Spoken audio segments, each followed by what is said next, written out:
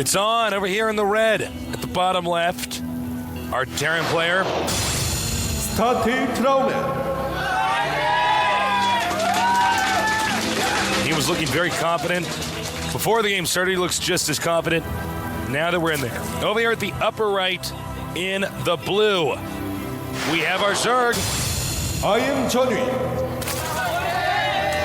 Now remember, as I said before, cross spots is going to be much more preferable for Zerg players. So Junwei, and that means I am, are already off to a good start. That is right. Now, there is an interesting way you can play in these positions as Terran.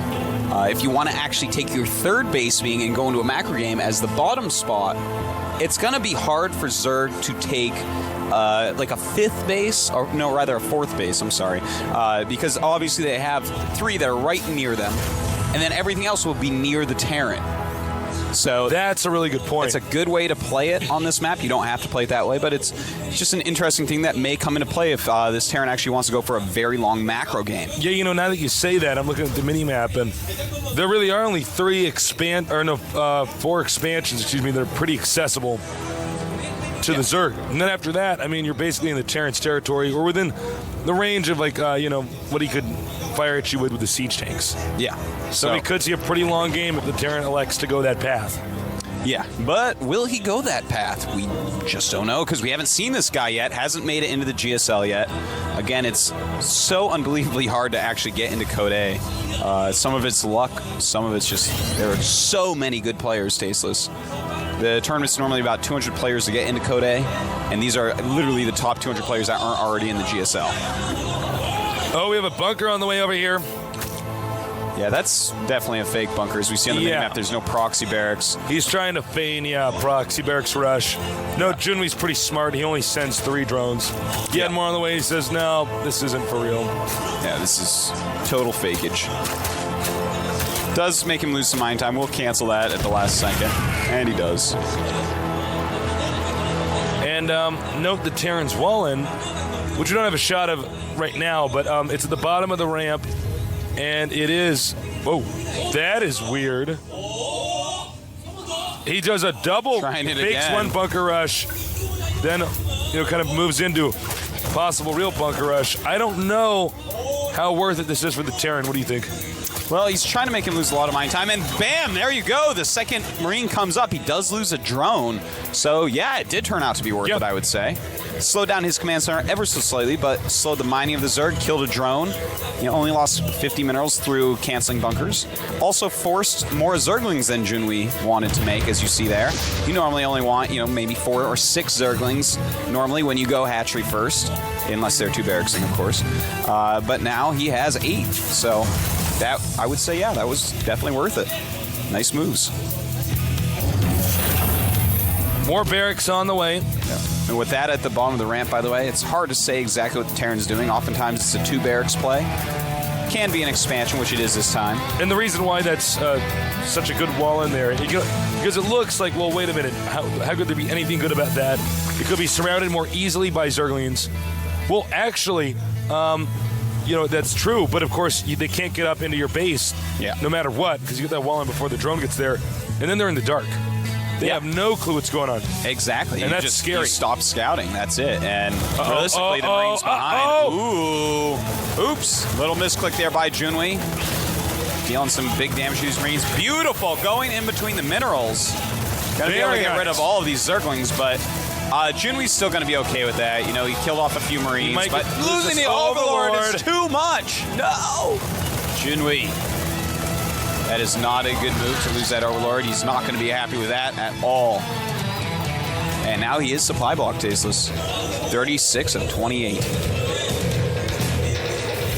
Yeah, this is bad for the Zerg. You know what the Terran seems to be doing is having so many little skirmishes at the start, it's going to throw the Zerg's tempo off. Yeah. And, I think it's already done that a little bit. Obviously, he had an Overlord floating in there when he absolutely should not have. And now he doesn't even know. Well, he will now that Zergling's seeing it, but he did not know what the Terran was doing still. So now he knows it's going to be a fast vast command center. Yeah. What he doesn't know is it going to be mass factory, mass barracks? Yeah, he's going to have to get that information as soon as possible. But right now, he's doing a great job of powering up Tasteless. He's already got 40 drones. And in fact, as you see on the production tab, he is making a third base and a Baneling nest with outgoing layer.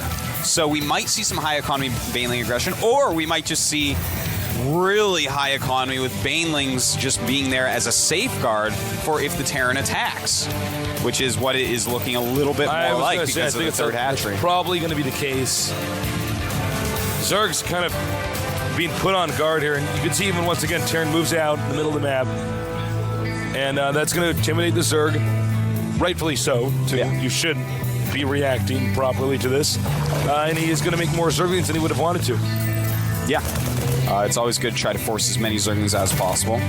But now that they have speed, they're going to be a lot more useful. He's going to be able to keep some map control, scout around everywhere.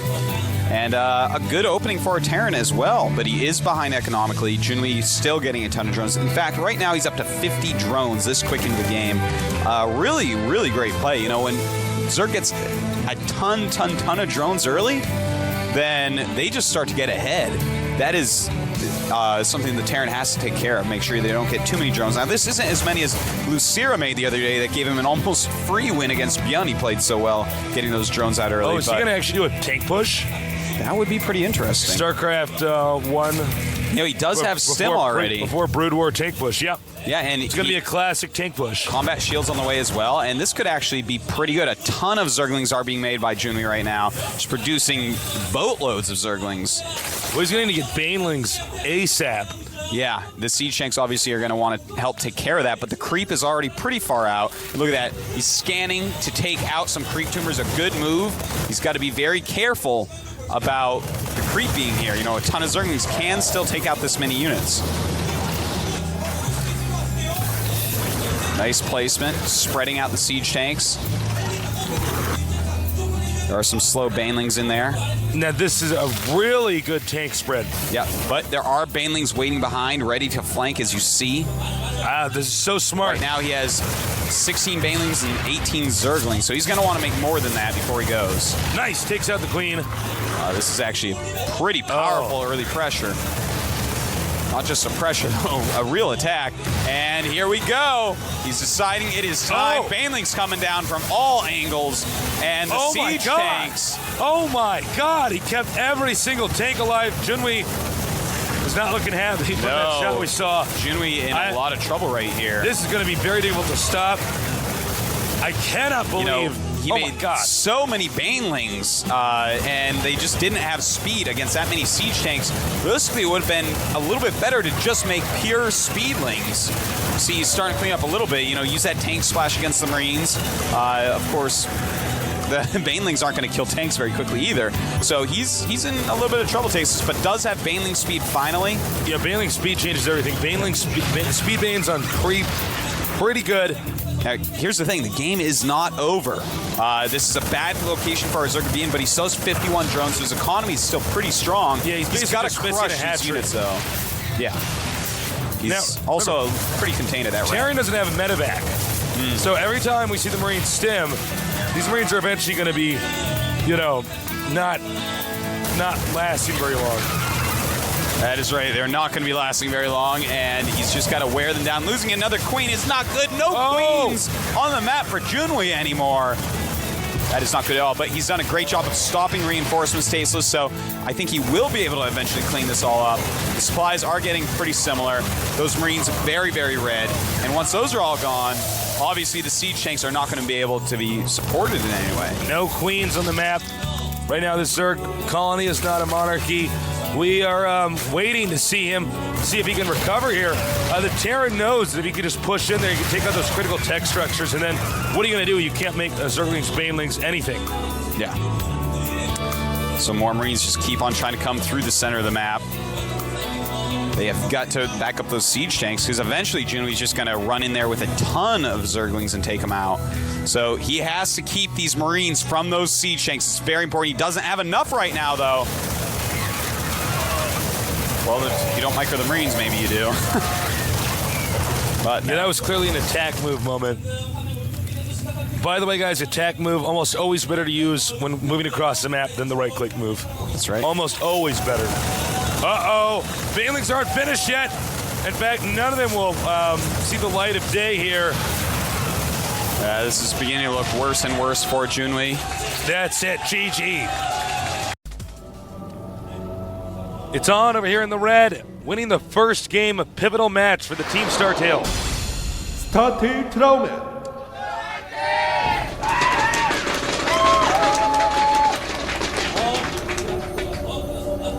Traumman probably feeling very confident going into this, despite how difficult this opponent is. We're getting a shot of now in the blue. We have I am Yonghwa. Younghwa, Korean word for movie. Yep. There's Seed going crazy. Now, Tasteless, this map is a very interesting map. You can your natural expansion is basically inside of your base, so you can take it and it's not going to be attacked. It's very easy to defend. But your ramp is what really interests me here. You know, it's got the small ramp, but next to it are destructible rocks. And once you take those down, it becomes like a scrap station ramp. So, for instance, force fields would be good early on, but if your opponent actually goes a dedicated Marine Marauder, eventually they're going to break down those rocks, and then the force fields are going to have less power. So it's kind of an interesting balance of, you know, early game rushes versus early game economy. And things like that definitely do make interesting maps, which is why, in 50 words or less, I think that this map is interesting. All right, you passed. Thank you. As long as you had it over 15, you know. Otherwise, you're just not working hard enough. One of the beautiful things about this map is it's so big, it's so open. There's so many expansions. Some of the other maps we're using, for instance, in Code A and Code S, were just a little bit smaller. And you end up with these situations where you got a boxing match in a phone booth. Well, all these new maps, Tasteless, are actually a lot bigger, which is just so awesome to see. You know, we just see more quality games the bigger the map is. In fact, maps that weren't even balanced, really, that got taken out very early and fixed several times. For instance, Desert Oasis. It was a huge map, though, so a lot of our most interesting games actually took place on that map. A lot of people noticed that and were like, hey, players may hate the map, but it gives us awesome games. And I think that's true. You know, Shakura's Plateau and Metalopolis, Lost Temple, these maps give us great games. Scrap Station, great games. Steps of War, not so much. I mean, the games are good, but the guys just die. Well, any StarCraft game is good. Yeah, I mean, it's just the players can be killed off so quickly that we don't get to see some of the more bizarre situations that people can get into. Yeah, exactly. SCV coming in there. And once he's taken out, it will be time for Younghwa to show us his tech path. Show me your build, Younghwa. I need a ladder this weekend.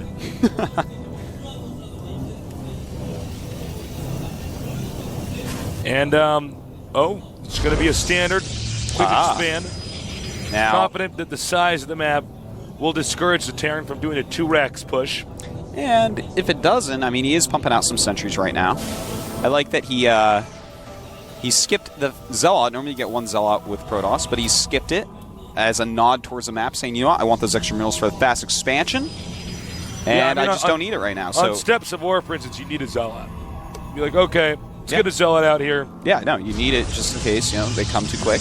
This is a much longer map, so I love the small intricacies of how they have changed playing this map. Like your build is not going to be able to be exactly the same. You've got to, fit the map. I really like this opening, Tasteless. He's getting his Nexus and then going right to Robotics to play a nice safe game, pumping out enough sentries so that he can block off any rushes. He's stockpiling Chrono Boosts. Yes, in fact, he has stockpiled a lot of Chrono Boosts. And that's Younghwa, so that's not like he just forgot about the Chrono Boost thing. Yeah, oh, absolutely not. He might be saving them to pump out some Observers very fast. In fact, that is what he's doing. That's something you probably should do as a Protoss. I mean, Observers already build pretty fast, but you want them to build faster, Tasteless, because absolutely, seeing what your opponent is doing is like the most important thing that you can imagine. So now he's going to be Chrono Boosting again, back to Chrono Boosting at the Nexus, making his Warp Gates you know, when you get on a big map like this, we could see a little bit more tech patterns. Yeah. More build orders. There's a lot of stuff occurring. you can do. You know, it's hard for Terran to just make a group of units and walk across the map and attack Protoss. Same with Protoss against Terran.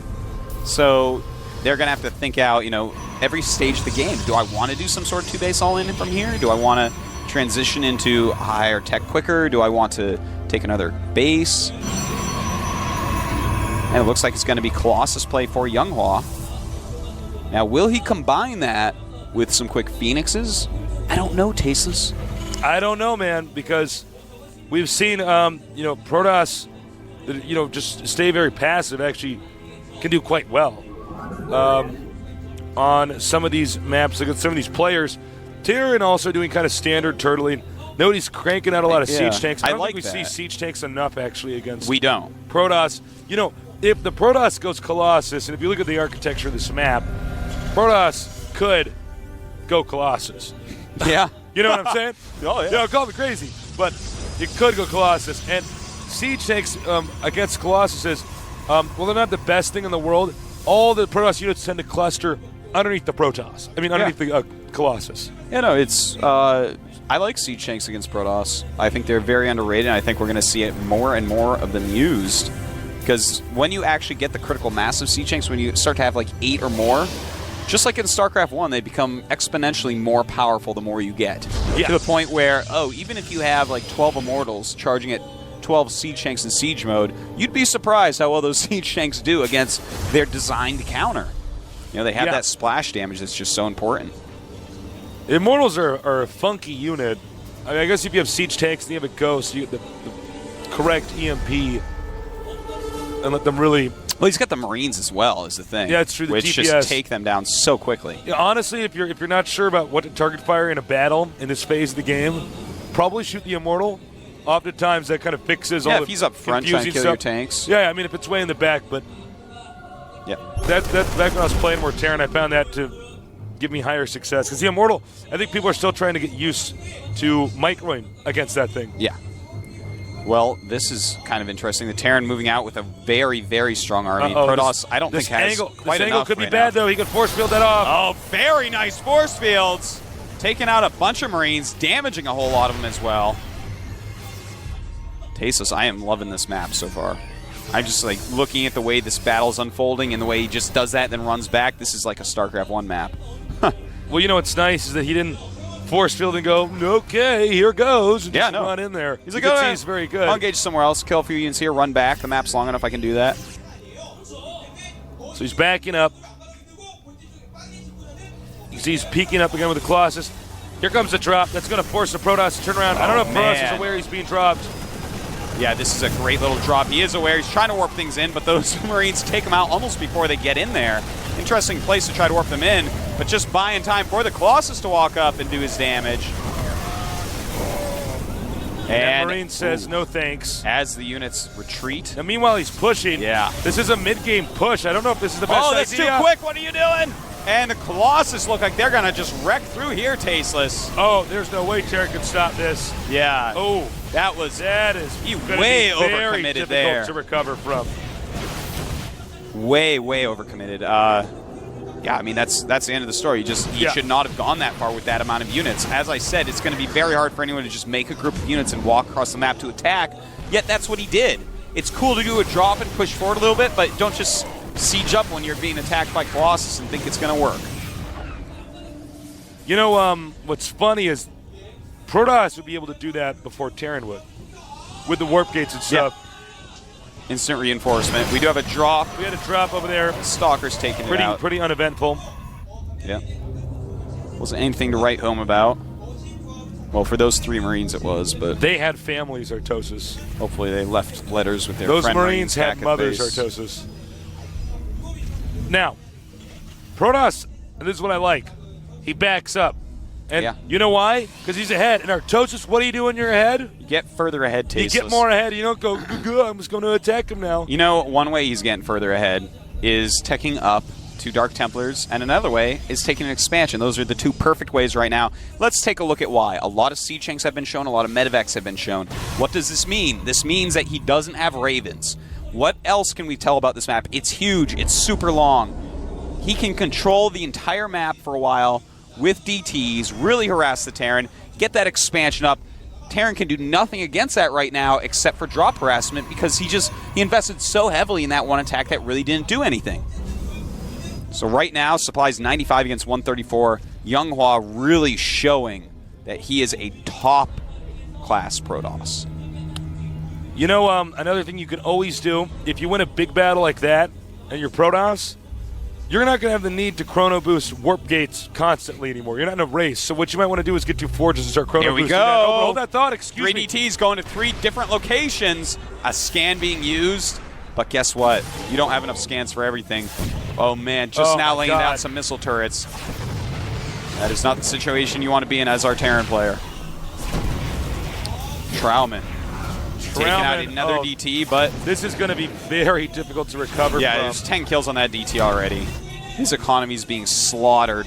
What is his rank now? He's an instructor. Well, he's not going to live long enough to teach any other DTs. He died as a master at 15 kills. We have a drop coming now towards the Protoss expansion. Stalker's still waiting. He's that far ahead. He can leave those Stalkers sitting there.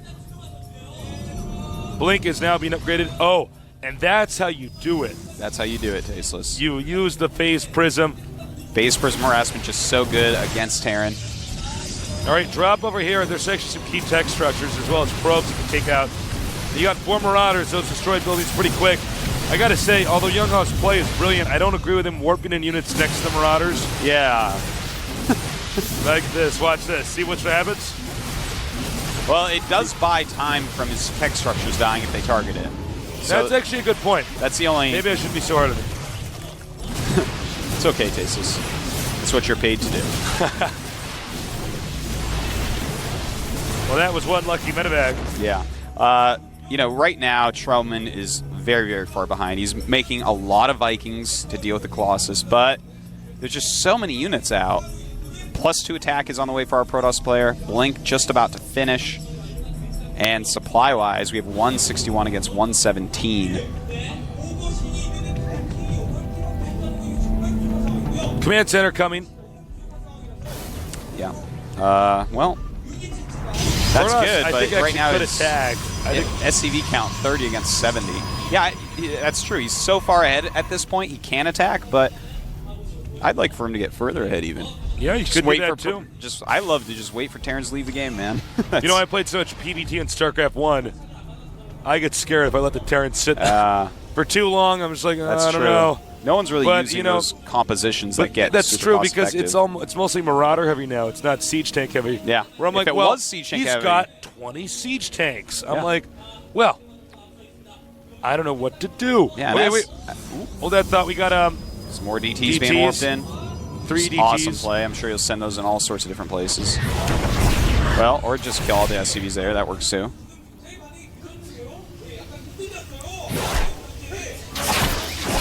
Depot under attack. Hey, you know, okay, Terran says, okay, I've had enough. Yeah, he's just attacking I'm not going to. This is usually a sign of an impatient player. Yeah. Just say, all right. And he's going to be in a lot of trouble, Tasteless, because there's 190 supply against 110. And it looks like this Marauder army going to be completely crushed, even though he's losing a lot of Colossus. And backs up before he engages the Siege Tanks. Rightfully so. Those are scary. And he never, you know, he might end up leaving. I mean, he's going to attack into this, but he's not actually even bothering to do anything with these DTs back at home. He doesn't have any presence on the middle of the map. And there it is, GG. GG. Amazing.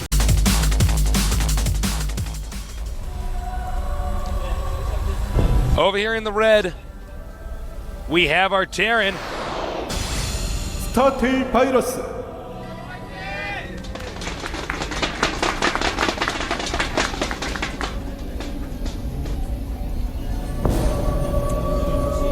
Over here at the top, we have our Protoss player. I am Younghwa. There is IM team. Younghwa. Can you do it? Can you take out 2 players against StarTale? It's going to be a tall order, but I believe in him. You know, it's has funny. Some sick Protoss. we haven't had anybody who's only taken out 2 players. That's true. It's either been 1 or 3. Or 4. Or 4, of course, If yeah. you're Squirtle. All right. I am very excited to see what our Terran player has for us and what Younghwa has for us as well. I think Younghwa is going to play a pretty standard and safe style. Macro it up. That seems to be the way he plays, man. Just very safe. Really great decisions. And it looks awesome. I love that style of play. You know, this IM team, as I was saying before, instead of Incredible Miracle, I would like to call it Intelligent Men, because they all make excellent decisions, and they're all guys. That's actually a pretty good clan name change, Artosis. Thank you. These guys are very bright. They seem to work very well together. And I got to say, I've been so impressed with all the plays coming from IM. Yeah. StarTale's been good, solid, to say the very least. But we've seen some serious genius moves from each of these IM guys. Yeah.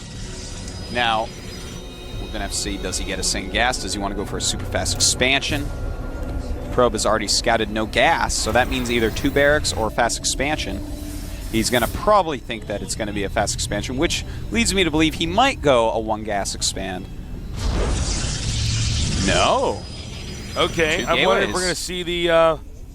well, he hasn't gotten a second gas yet. Yeah, Maybe we we're might gonna see... Oh, nope.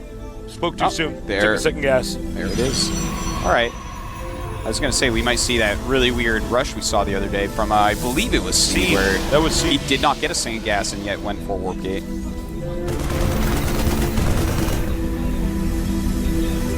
Probe chase up from the Zelnaga Watchtower.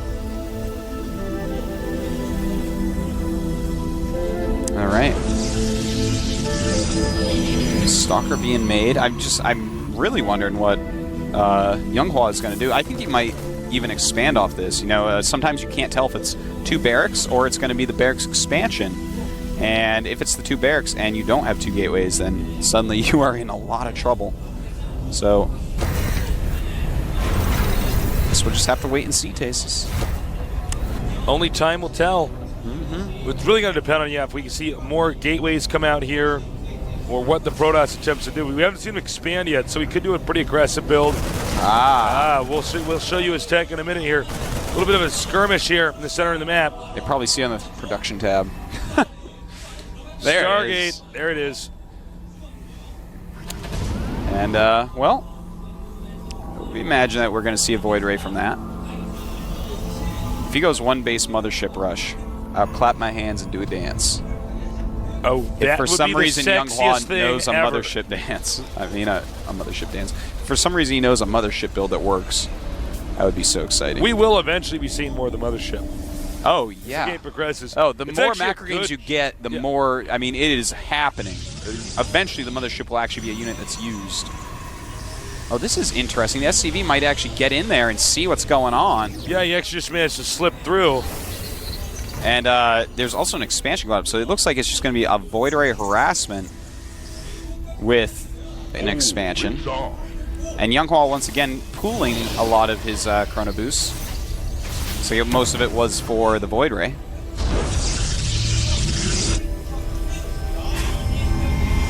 Marauder on the way now with Marines. Now, the big question is, will he get a second Void Ray, or is this just 1 Void Ray to sort of keep the Terran from being unable to move out of his base? Yeah, you definitely scare him. You force more Marines. He may want to transition into Colossus from this. Make sure there's a lot of Marines out there. Takes out 1. Not much success with the Void Ray thus far. No. The Void Ray originally in the beta had more range.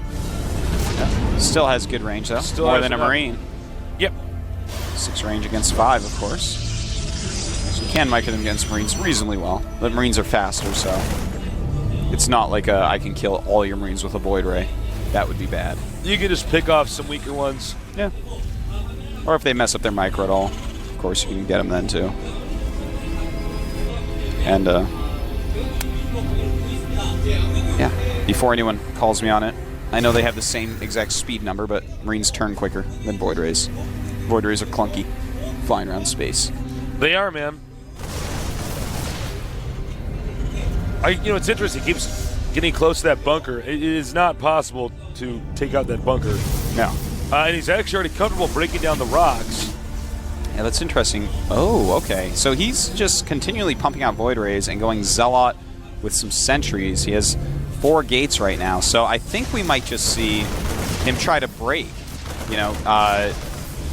If you actually get a good number of Void Rays and you use sentries in there, then the Void Rays suddenly get charged up without taking too much damage and deal a lot of damage.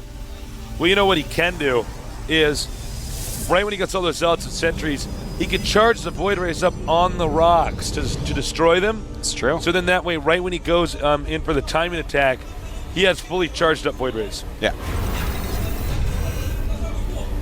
In fact, sometimes we see people keep their charge by attacking their own units a little bit. Yeah. Basically charge juggling. Yep. I'm sure stuff like that will become even more important in the future, but this is, yeah, he's definitely going to go for a break, Tasteless. There's just no question. I hope he does exactly what I said, where he charges it up on the rock. Now notice this Void Ray getting rid of that Marine, so he's not scouting the rocks. It's a beautiful move. The Terran is going to go back up and check out those rocks, I think, but that's a great move, because if he doesn't, then this coming as a surprise is twice as deadly, Tasteless. And yeah, I think I am correct here. He peeks once again, wants to drive out this factory. He needs to have the element of surprise. He does this! Man, this guy's got good Void Ray control. Yeah, forced to stim there as well. All right, it's time. Wait, does he not actually see that? He's. Oh no, he can. Yeah, he can. sees I it. wasn't sure if he could just see the animation. Does he see it though? He can see it, but is he looking at that? Maybe not. Yep, he knows now at least. And he's going to have those fully charged Tasteless, at least most of them. A little bit of a disorganized. Got to be careful with this. He's only got so many force fields. He can't let stuff dance away from him too much. There you go. That's how you do it. Now those Void Rays, he thought there was only one. They're doing insane damage. There's not many Marines left right now. If he can keep these 5 Void Rays alive for just a little bit longer, it looks like he's going to be able to take Virus out. Oh my, Tasteless. Void Rays are actually just too much right now. Great strategy here, keeping Virus in the dark. And what's he going to do now, Tasteless? Nothing. That's what. He's dead. He is dead, man. Young Law, insanely good.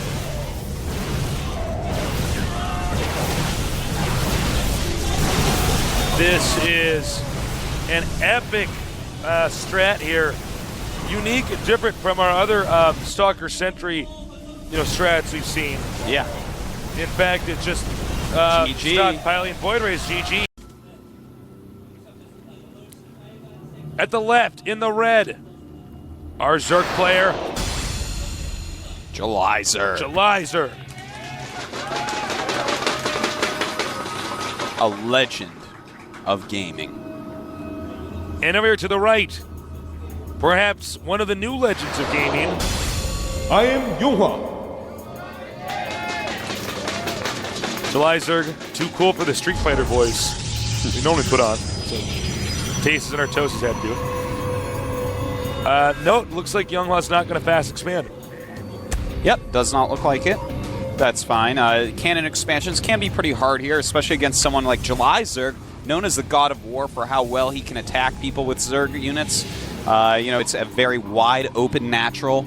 He's one of those. You'd have to make a lot of cannons. And Julyzer might just trick you and be like, oh, look at me, I'm going to be aggressive. Then you make a ton of cannons, and he isn't aggressive. He double expands, and bam, that's all she wrote for you. So I think it's a good choice. He can go for either a rush if he wants. If you've won a couple games, sometimes a rush is a good idea. But also a good idea could be just a 3 Warp Gate expansion, a very safe expansion on this map.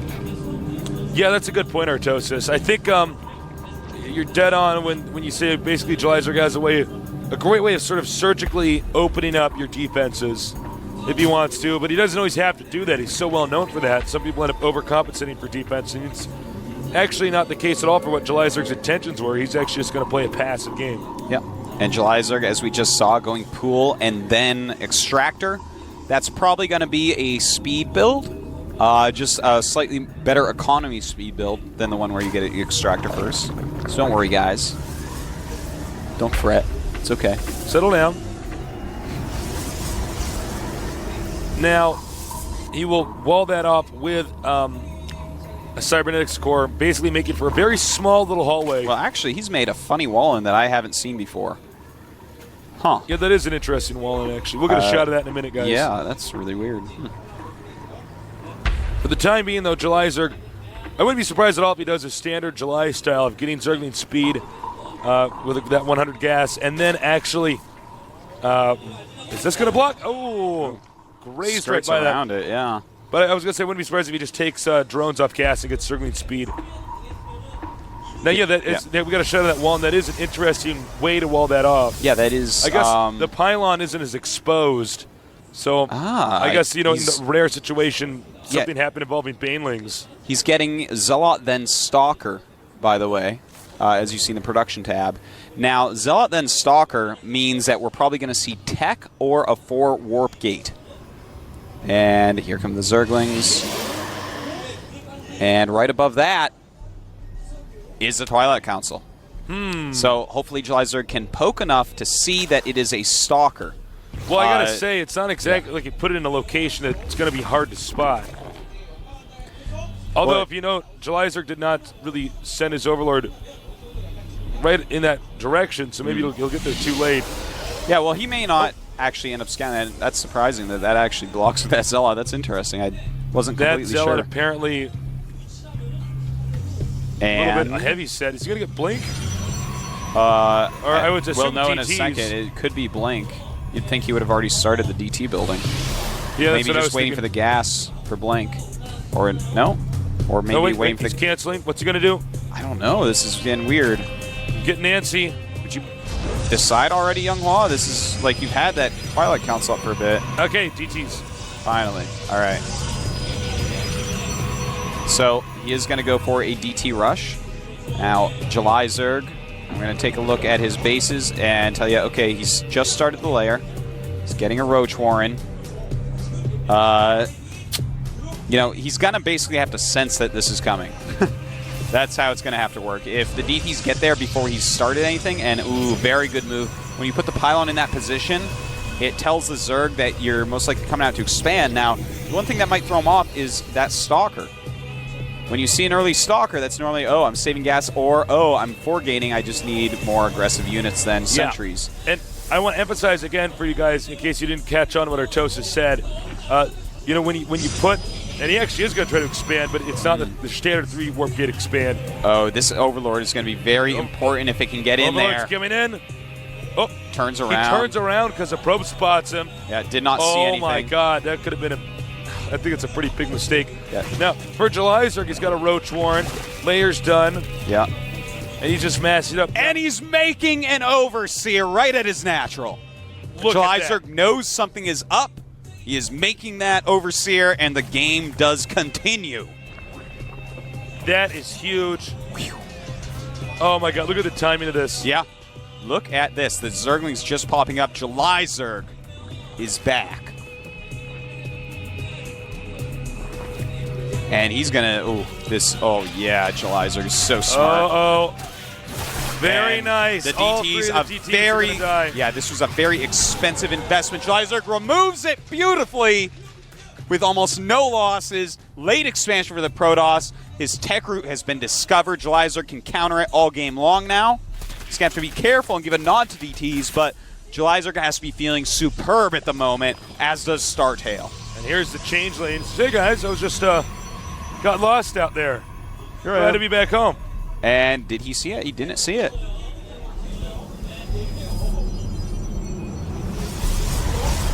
He says, and up the ramp it goes. I think I left my wallet up here in the, is it here? No? Beautiful change lane. There's tech over here. Oh, maybe it's over here. I'm just a Protoss zealot. Oh! No, you're not, says a probe. But it's more like, no, you're not. No, they're not. So, what would you do from here? As who? As the Protoss. Well, as a Zerg, I basically just... As the Protoss, it looks like he's going to go 5-gate, but yeah, I would go 5-gate into probably Templar, Zealot, Immortal, and take a third base and just try to play a long game using Psy Storms against July Zerg. But right now he's actually warped in some Dark Templars hitting the third base of July Zerg as the Mutas fly across the map. And that is actually very important. Will July Zerg be able to save that hatchery, getting that slowed down? Close. It's going to be close. The Mutas going into his base. Oh! And, well, Was that? Did he actually cancel that? I'm not sure. I don't believe he did. I didn't see a The drone. Mutas, though, doing a huge amount of damage right now to his probes. So even though he lost that hatchery, good job with the Mutas by July Zerg. Right now the probe count at 32 compared to 51 drones. Probe is gone. The threat of more proxy pylons eliminated. Yep, July Zerg now getting Overlord speed. That's going to help him to catch DTs quicker with his Overseers. They're kind of slow before you get that. Okay, notice this. He's not mining gas. Am I wrong? He's not mining gas he anywhere. stopped mining gas. The Protoss, that is not mining gas. Yeah, so Younghua. it looks like he's just going to use Guardian Shields, Stalkers, and Sentries and try to hit a timing push where he's using a lot of Zealots to take care of the Zerglings. Actually, that's pretty damn smart. Yeah, no, I mean, he knows he's behind. This is an interesting way. He probably made it up almost on the fly. I'm sure it's happened to him a few times, but this is not something that you practice a whole lot because it's something you do from behind. And here we go. Guys are running up, and good force fields. Man, beautiful force fields. But he is You trapped. feel pretty safe if you were those stalkers. Just for a little bit. July Zerg doing a good job just removing pylons as he can. More and more units being warped He'll in, use though. the rest of his gas to spend on stalkers, so he Supply- runs out and then goes to Zealots. 113 against 73 supply. The Protoss way behind there. The Zergling's going to do a good job. But good force Oh fields. my god, that force field was so good. And so many of these Zerglings not doing anything. And the Zealots are on the edge of his units, hitting the Zerglings, tanking their damage. But it may not be enough. There might just be too many Mutalisks, and if there's too many Mutalisks, they take out the rest of the army and the game ends. And I think, yeah, that's it. Beautiful GG. play by July Zerg. Younghua pulling out. Our first Zerg player from the team StarTale, July Zerg. July Zerg.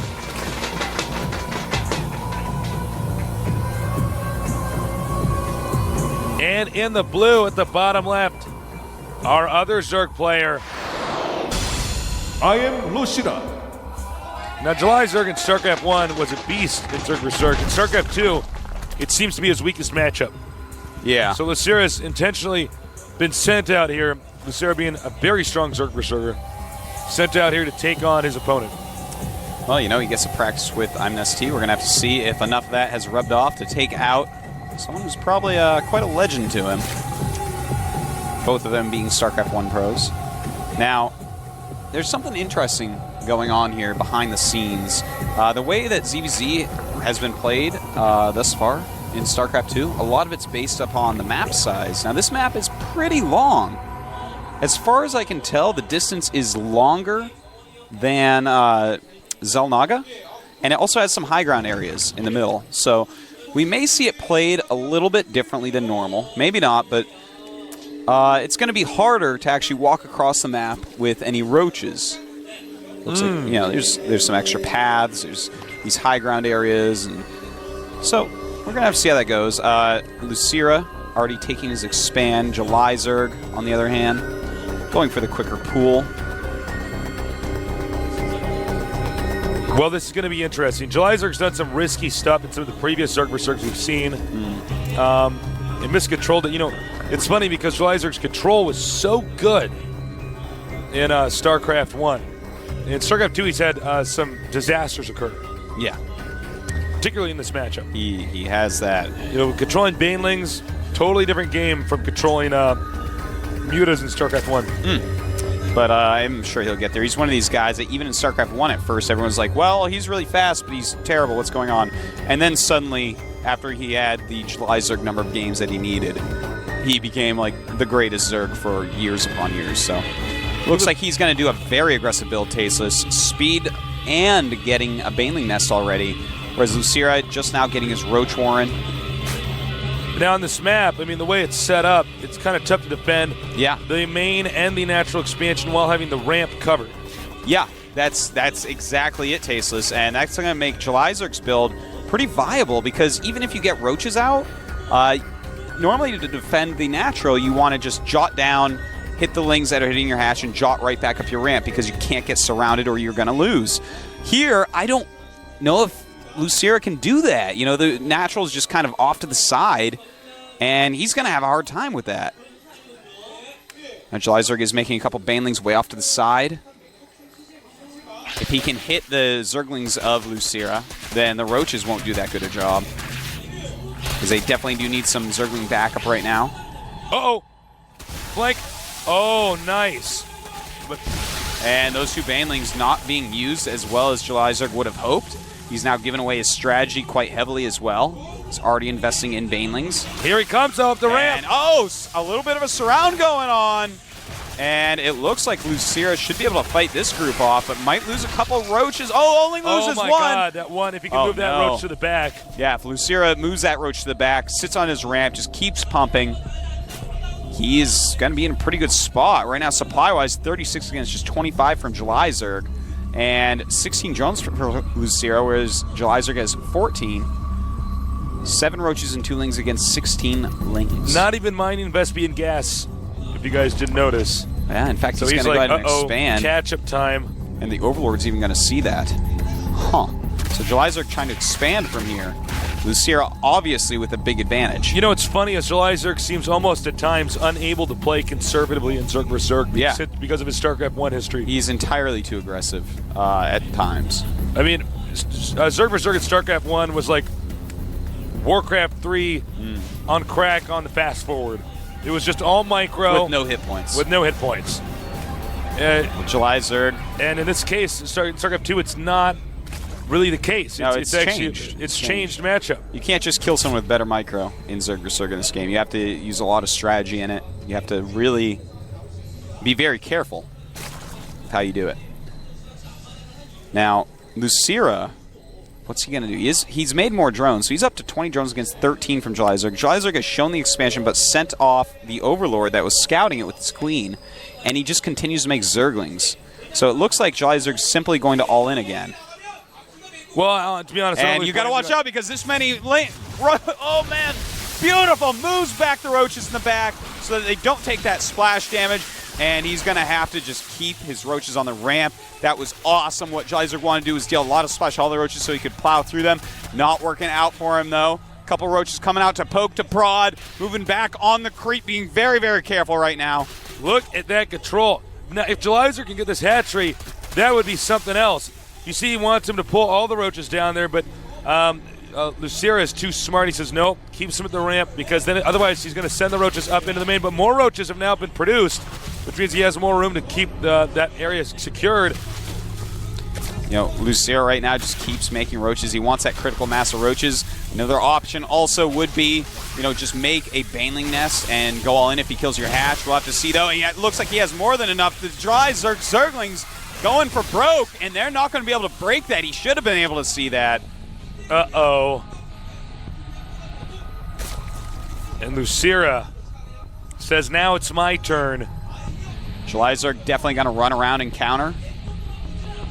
I can just imagine Jelizerg's queen going, what's that sound? It's rumble, rumble, rumble, rumble, rumble, rumble. It's more like all scuffle, of those scuffle, Roaches. scuffle, Scuffle, scuffle, scuffle, scuffle. Yeah, Roaches don't rumble. They scuffle across the ground. Ultra rumble. It's so many Roaches. It is. It may be too many for Jelizerg. He is popping out a ton of Zerglings right now. Really, he needs to clump these very nice. Clump them back to the minerals if you can. Just try to not let the Lings get too much surface area on you. More and more Zerglings flood out from Jelizerg. A lot of Zerglings on the way from Lucira as well, though. And the thing is, Lucira has 25 drones against the 13 of Jelizerg. So even if Jeli were to take these out, Lucira can just reinforce with anything he wants. And Lucira's Zerglings are on the way, Tasteless. I cannot see Jelizerg holding on through this Well, wave he's of going to Zerglings. lose the queen in about 1 second. Even more Roaches join the battle. GG. GG. And Jelizerg's all in. Over here at the south, representing StarTale, StarTale 폭격기. Bomber.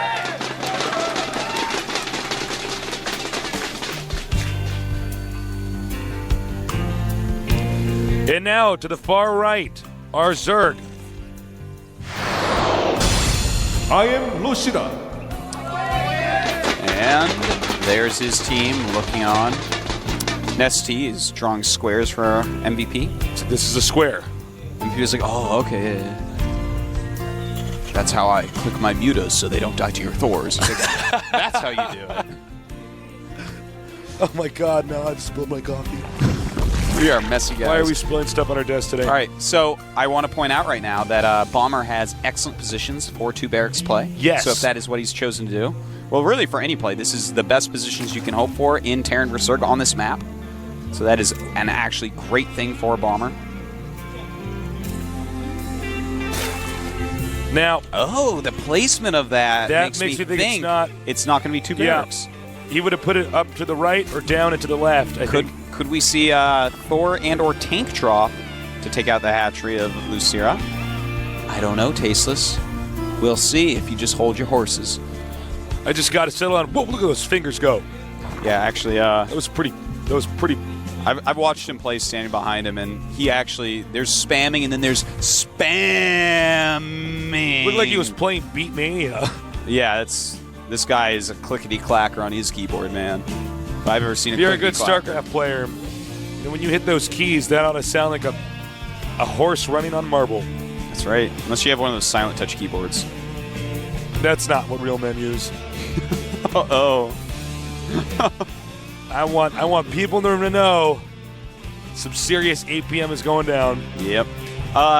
You know, this build is just so odd by Bomber. It really looks like he's just going to go 1 barracks expansion now.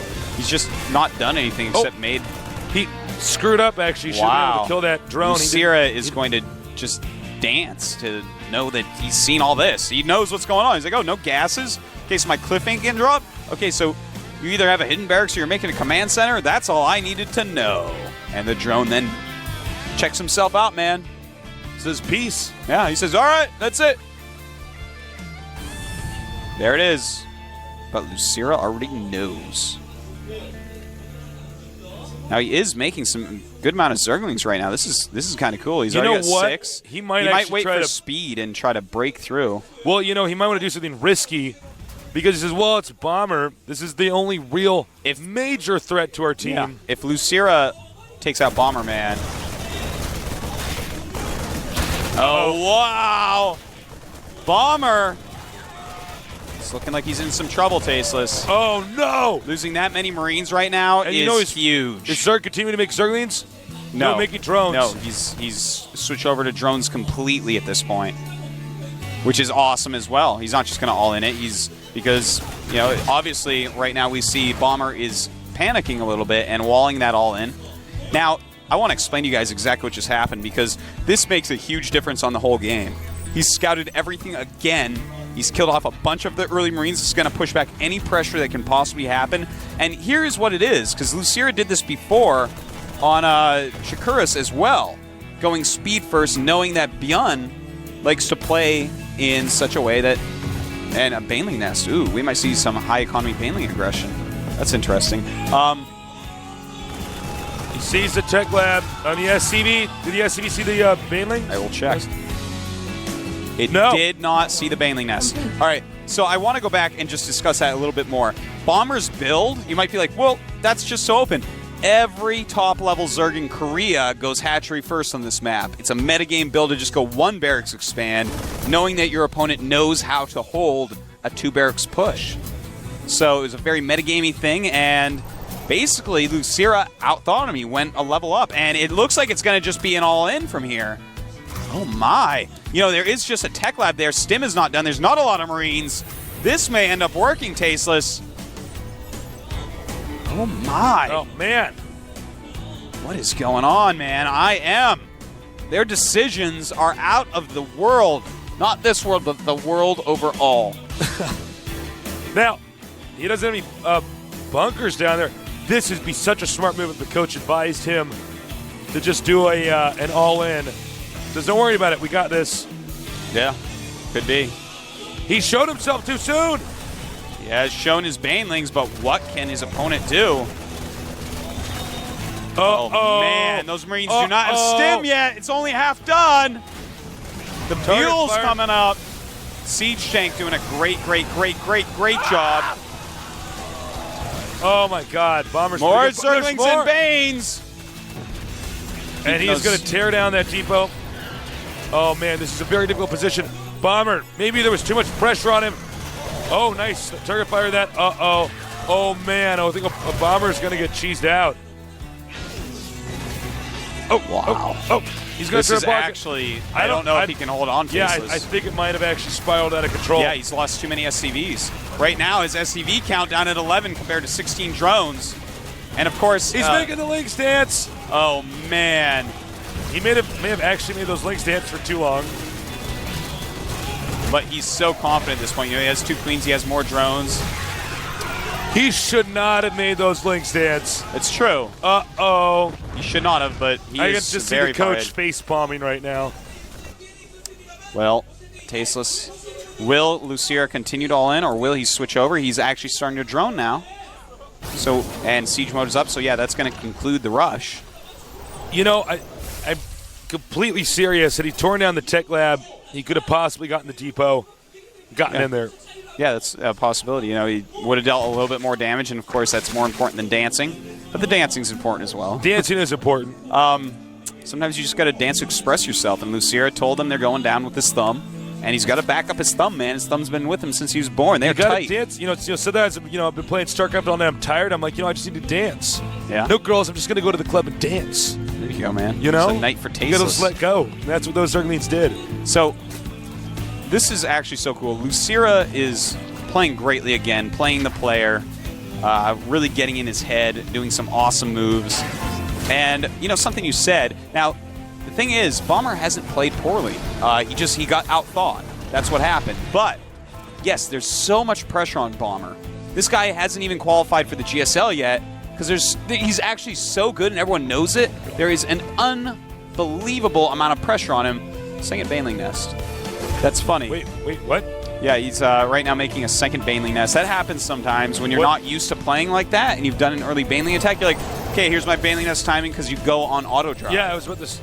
So yeah, he's actually on auto drive right now and making a second Baneling Nest. I think something Lysaria is just like, oh, I probably should have danced because now the game's going to go on. And I'm against Bomber. And in fact, he's going to be oh my God, facing Lucira. a strong Bomber push. Lucira is actually, to a sense, putting his team at serious risk of losing. Yeah. If he loses this, I think there's going to be a rule about dancing.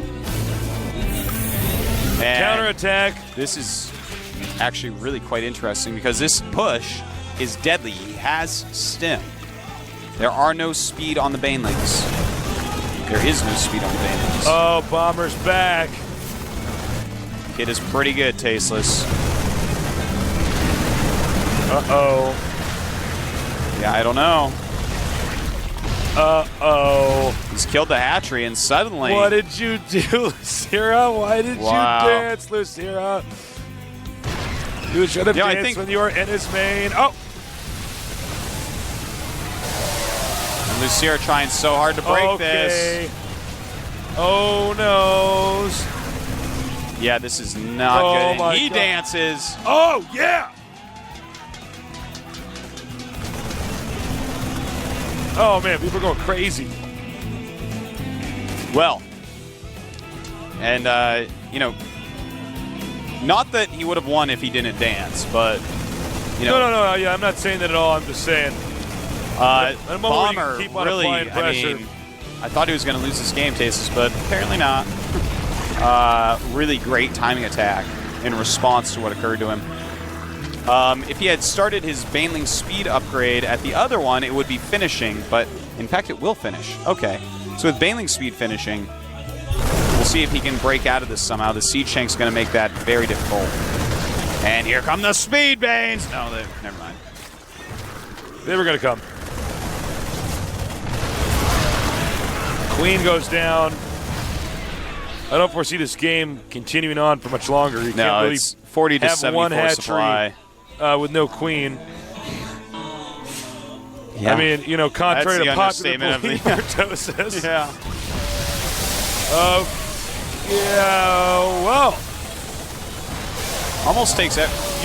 Yeah, basically does take everything out. you get a Well, the game will go on. Why did he do that? What is he doing? Well, He's it looks like Lucier is just going to all in response to this. He's lost his expansion, obviously. His opponent has way better income now. And Bomber going to lose a few important units here. It's pretty crazy, but if he actually can kill a lot of these SCVs, Tasteless, his economy now is 24 drones against 31 SCVs, and he ends up not going for the rest of those SCVs. That's too bad, because if he had killed all those, seriously, maybe the game... We have a funny migration of units to the 9 o'clock main right now. You know what he's doing, actually? Bomber's checking everywhere. He's saying, wait a minute, you don't have another base. The thing is, if Lucira sees that and just surrounds and kills it, I mean, that's another step towards coming back. You don't want to have that many units out in the middle of nowhere for... I don't know. I'd rather, like, float something over there that I'm not using. Spire coming now. One base Spire. Expanding again, of course. Well, he's going to want to force stem the hell out of Bomber. Yeah, Bomber I don't know how has he's not gonna made bite any that. starports. But the thing is, on this close positions, the mutas, I don't know. I feel like if I was him, I would actually just go Lings and Speedbanes and get Burrow and just try to get lucky in that way. You know? It's just going to be so hard actually that's a good using point. mutas. Mutas is so standard, and your opponent's already got a better economy. If he had the same economy as you, it would be hard to kill Bomber like that. But something like Burrow, you might be able to just randomly be like, hey, I won. Well, considering the way that we've seen all the Terrans pushing today, it wouldn't shock me to see somebody do something like that. Spire just about to finish. He does have enough for 7 mutas. So that's actually going to be quite a surprise, I think, for Bomber. I don't think he's expecting 7 mutas to fly in his base in a minute or so. Problem is that he doesn't have really Banelings like he did before, so Yeah. he can actually just be like, well, I don't actually care about your mutas attacking my base. I'm just going to go kill your main. Look at the spread there. Very beautiful. Beautiful spread.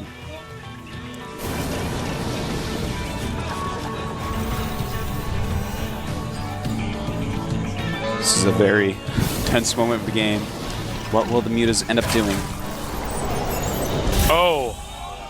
Mule, this has, I think, been the most Actually, I think he's... trash talk Yeah. I've ever seen in a game. He's like, all right, I'm get loving out. this. Now, if the Oh, he's even going to make him run around like that.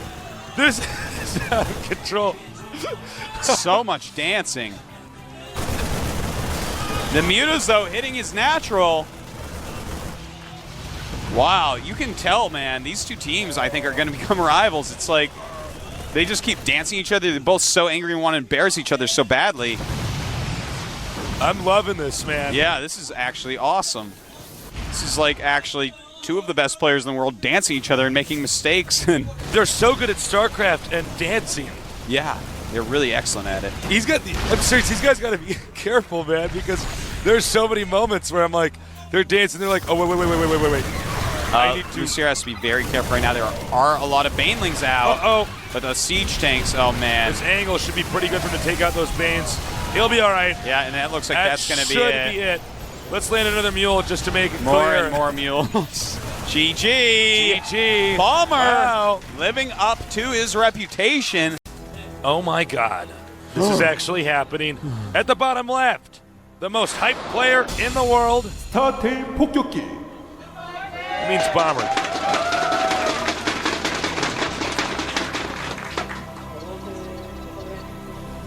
And in the upper left, the current ranked #1 player in the world, champion of GSL, Season 4.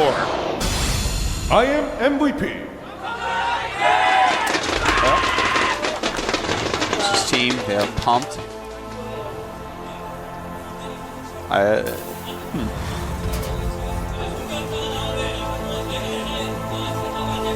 Well, this is going to be very interesting. It's a map we haven't had a lot of games. Bunch of Blizzard guys right there. Yep. Some of the Blizzard people made this great game. I gotta say, man, this is going to be a pivotal game here, because one of these guys is going to win, and obviously the other one is going to lose. And when you lose one of those players, Yeah. then you're losing your best player. Yeah. Someone is about to be without a queen. Without a queen? Like a chess reference, man. Oh, okay. What is your dirty mind thinking? Well, I was thinking about the Terran versus Zerg we just thought about. I was like, I don't know what you're talking about. Are they going to not be able to larva inject new players into the game? Refinery coming up next. Yeah, for MVP. Same for Mr. Bomber. Now this map, very interesting. Third base, very easy to take, but mules will almost mine a whole patch by themselves because they only have 750 minerals. Yeah. And, of course, there's 9 patches in the main base, so you're going to get income a lot quicker as your SCV number raises over 16.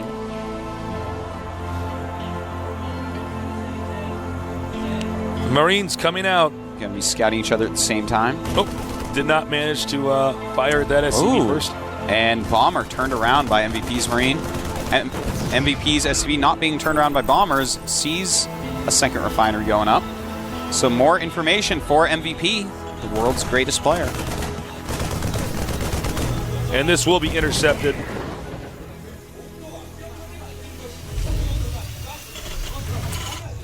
So, I don't know what to say because both these guys are so awesome at Terran versus Terran. It's going to be tough to exactly predict how they think the best way to play this map out is. Yeah. You know, both of them are going for the double gas. Teching up. Both of them getting their factories going. Nobody Bombers rushing tech for a little expansion. bit quicker. Might we see Siege Tank Marine? Just a super solid opening. Could be. So many Terrans are tempted to expand in Terran versus Terran. Yeah. Oh, quite a okay. temptation. Bomber's going for Blue Flame Hellion. All right. Blue Flame Hellion it is. Will he make a starport? Yes. Yes, he will.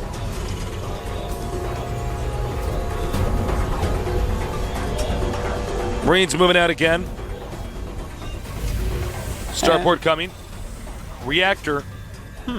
Both these guys sticking with Hellion Marine emphasis. I wonder. MVP just threw up his tech lab. He might be going for a Siege Tank Viking build, which we don't see very often, but is very, very strong against... no, it doesn't look like that. Okay. So actually, as he starts yet another tech lab on that production tab. Oh, and look at this. Nice little pressure here, and messes up a little bit. That angle was pretty bad. Ouch. This MVP messed up is his micro huge. a little bit, but taking out... Oh! Snaps that Hellion right out of there. And MVP, very smart, cutting his losses. Bomber losing 2 SCVs, 24 to 22 SCVs right now. MVP in the lead. And he is going Siege Tank Banshee, which just gets scanned against a Blue Flame Hellion drop. So I gotta tell you, I like the Siege Tank Banshee opening. Well, he's definitely going to be in better shape. Yeah. The Siege Tank can take out Hellions quite quickly, and Banshee as well, of course.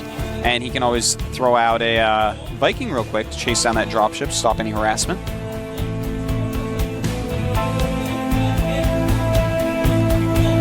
Here comes the drop, but as far as I can tell, MVP senses it. He knows. Yeah. Saw those Hellions? You have more than one Hellion? That's what it means. Uh-oh. Spotted. But those are Blue Flame Hellions. That's right.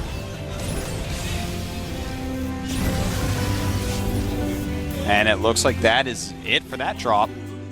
Makes sense for him to go ahead and just turn around there. The Banshee catching a Hellion as well. Stuff is not going well for Bomber. No, it's not. He is being caught at every turn. Banshee playing some map control there. And, well, he does not have Cloak. He is not even getting Cloak. So the Viking that was being made earlier should be able to kill this Banshee very, very quickly. And there it is. Banshee intercepted. No Cloak. Yeah. He'll be lucky if he missile gets turret. Oh, man. And not even a single kill. That was the least kills I've ever seen on a Banshee. Banshees are normally born with 5 to 8 kills. Yeah, no kidding. Normally, even if like the Banshees, excuse me. Yeah, normally if the Banshee's even taking any shots, it'll still manage to blow away enough SCVs to make it pay for itself. But in that case, no. Nope. Two top level players in the world, man. That's what happens. Both at 28 SCVs right now, so very, very even. Supply-wise, 51 supply each. Both got supply capped at 51 for like 1 second and then went up.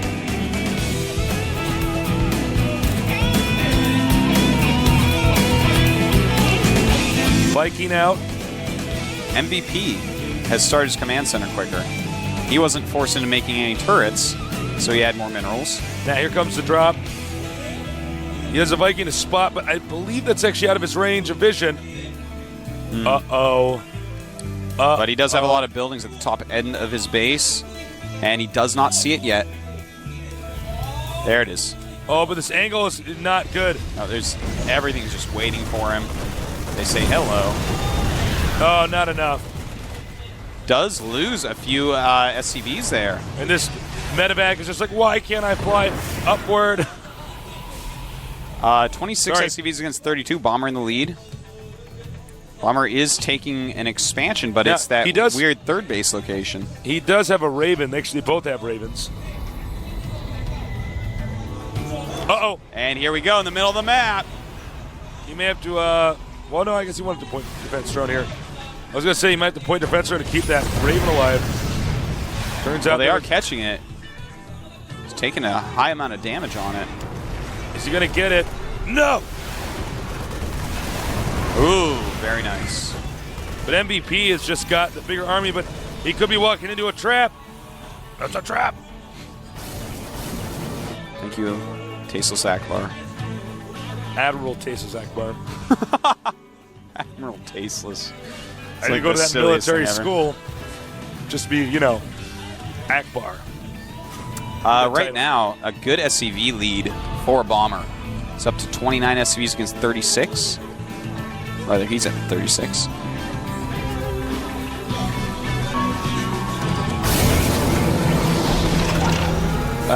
Well, it's been a little bit back and forth, but I feel like Bomber's been a little bit up against the ropes for most of this match.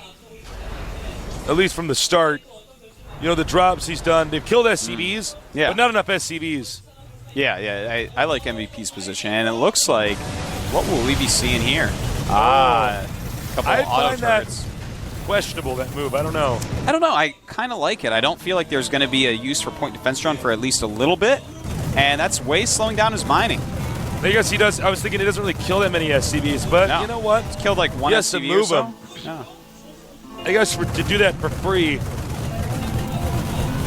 And he has to bring his entire army back and deal with it, you know? These things last a while. And in fact, he ends up killing, he has 4 kills on that Raven now, so. Doing a great job, actually. He's getting higher and higher in SCV status. Bomber at 40, MVP at 29.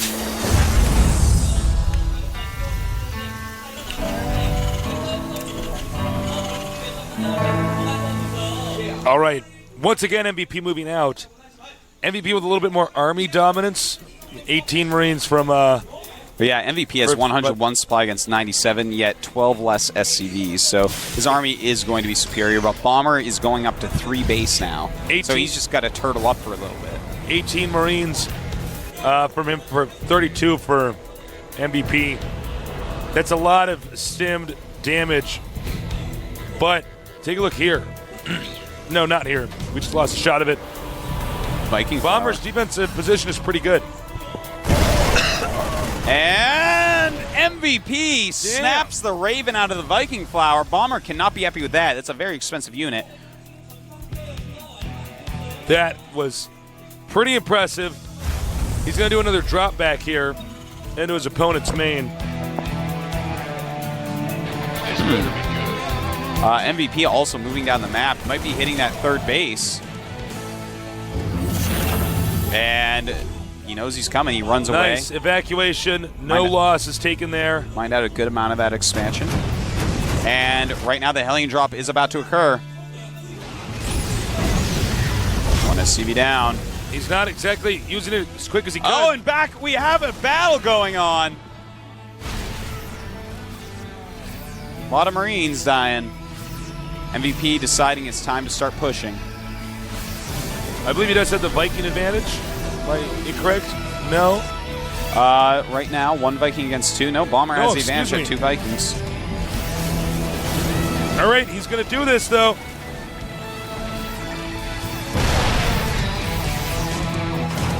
So he just sacks those Marines.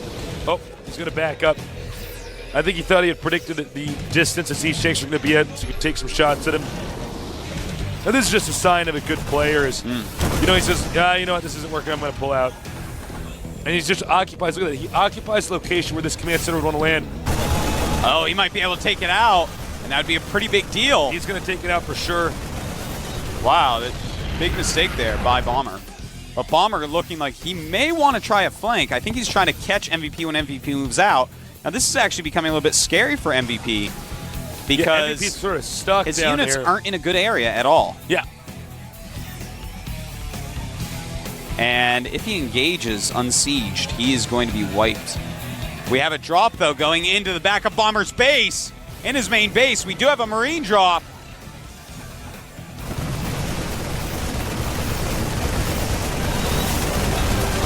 And Bomber counterattacking. Bomber's going to counter. Oh, my. And remember, most of MVP's army is actually down at the bottom. MVP's army is out of position right now, and Bomber going to lose a ton of SCVs there coming in to attack into that. But, oh my, this is actually an insane game. They're very close on SCVs now, but here we go. This is going to be the very important attack. Siege Tank's getting a lot of damage because the Stim Marines are holding everything back. Here come the SCVs, though. MVP realizing he can't hold on. The rest of his army is on the way. And Tasus, if he can crush this army, it's going to be a good thing for him. Siege Tanks have broken through the front lines of MVP, but from behind, some auto turrets being thrown down as he stims and runs in. He bum rushes it right away. And Siege Tanks hitting as well. This is an interesting game indeed. Those auto turrets, great usage in them. Picking up the Siege Tank and trying to get out of there, saving what he can, where he can. And after all that, we have 36 SCVs for MVP, 49 for Bomber. Bomber in the lead. Bomber could take out the champion of GSL. That's right. He's up 20 Season supply. 4, yeah. 121 to 101 supply and note right that now. MVP had to throw his SCVs into that just for them to tank damage so his damage dealers could stay in this. Yeah. But MVP right now, a better army overall. He has 8 Siege Tanks against just 4 of his opponent. He still has his Raven as well. It's been very, very useful. And he moves forward a little bit too far. These Marauders are going to be absolutely God, I think deadly. Bomber's got this. Yeah, Bomber clearing out the rest of MVP's Siege Tanks, and suddenly, Bomber showing us why everyone's been talking about how well Bomber plays, affecting the situation. Somehow, some way, Bomber he is crushing. So sick. MVP actually has something like a 95% win rate in this matchup. And Bomber is staying toe-to-toe with them, blow for blow. And he's ahead, man. That's it. It's 45 SCVs against 45 SCVs, but he's up 26 supply. 100 supply for MVP, 126 for Bomber. Both players not being able to take a third base. There have been tries, but just no go. They're just both too good. Bomber, man. This guy is a serious nerd boss. And it looks like he's going to try to slip over here. Does walk into Siege Tank fire. He's got to be careful not to overextend himself. Meanwhile, I have a small drop over here in the back. But there's a bigger battle over here. We do have check out the drop in the back and the big battle. A lot going on the map right now. And I think Bomber is going to get in a position where he's going to win, Tasus. I think he's about These to Siege win. Tanks are going to be... But there are Siege Tanks on the high ground for MVP. They were hidden under trees. Very well done Siege there. Tanks hiding in the bushes. But a dropping up on them now. MVP has to get more units over there. Those Siege Tanks are so important, but they are out of here. Oh my God. MVP. He's on a 69 supply against 118. Someone is going to beat the game genie, Terran.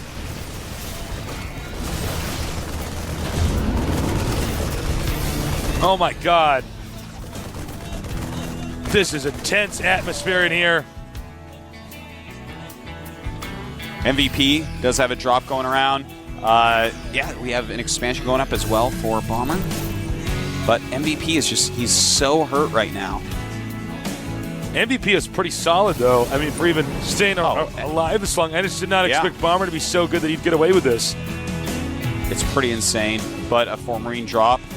Going to try to even up the odds a little bit. Bomber's army is way out of position. So hopefully these Marines in the base of Bomber can do something. Well, they're just killing supply depots. I guess we're not going to look at that. And gets chased away. Escapes. It's that smoking spot. That was a depot. That's all. No biggie. Not anymore. Not anymore. Not anymore. It's in depot heaven.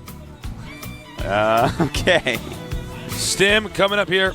Oh, we have man. a drop. Very good move. Trying to snipe siege tanks, get his own siege tanks into a good position. But he doesn't have a lot. It's MVP with more siege tanks right now.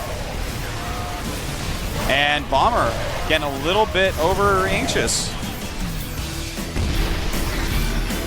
MVP going to clear out the rest of the siege tanks at Bomber. This is one of the most impressive Terran vs. Terrans I've ever seen. Yeah, it's pretty crazy.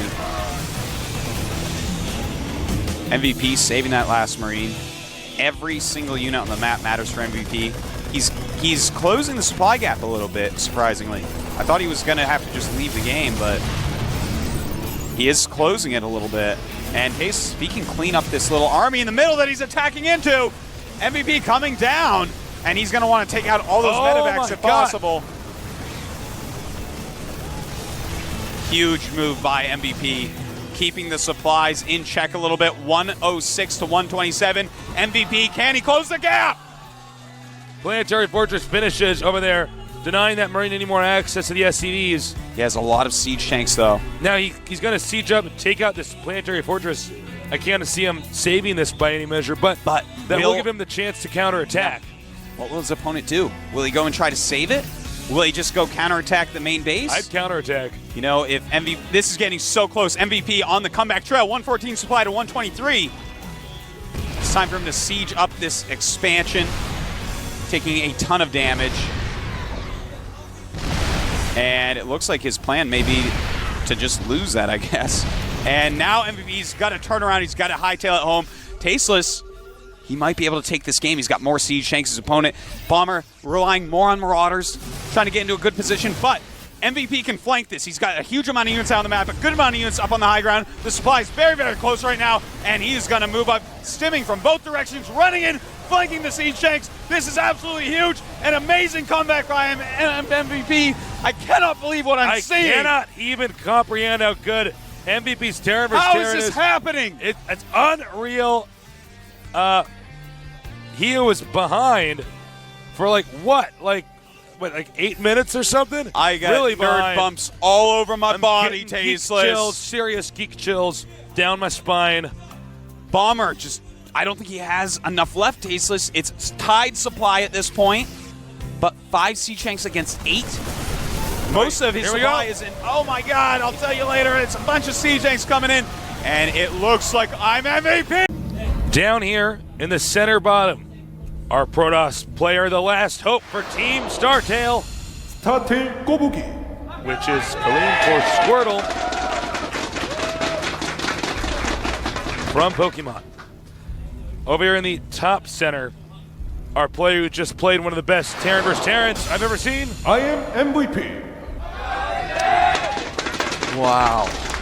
My voice hurts, Stasis. That game was too exciting. I used up all the happiness in my brain. It emptied out all your serotonin. That's it, man. That game did it. That was so This week good. of the GSTL, I don't know if I can ever be happy again. Don't worry, by the time you recover, you'll be ready for the Codas. All right. You'll be happy again. Just a week of moping around. So, it's all up to Squirtle. But if anybody can do it, it's probably Squirtle. He all killed a team. We never get to see anybody who could beat him in this tournament yet. MVP, the champion of the GSL, Code S, excuse me. Ooh. I believe that we may be seeing a fast Nexus, Tasteless. Oh, yeah. That looks like it's going to be a sense. 15 or a 16 Nexus, and no that gateway. is an extremely good build in PvT. We haven't seen a whole lot of it yet, but it's really, really good. Even quick Terran rushes, and let's say proxy barracks, you can hold anything with it if you do it right. Well, and the other thing is this map is so big. Yeah. They're That's going to never gonna get you. minimize the power of any rush a Terran can do.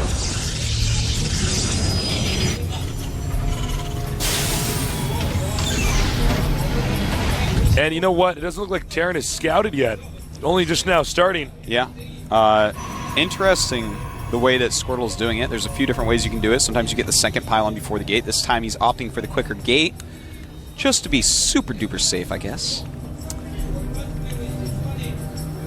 And he's probably going to get out a Zealot pretty quickly, but he's going to want to rush to a couple Stalkers as quickly as possible as well.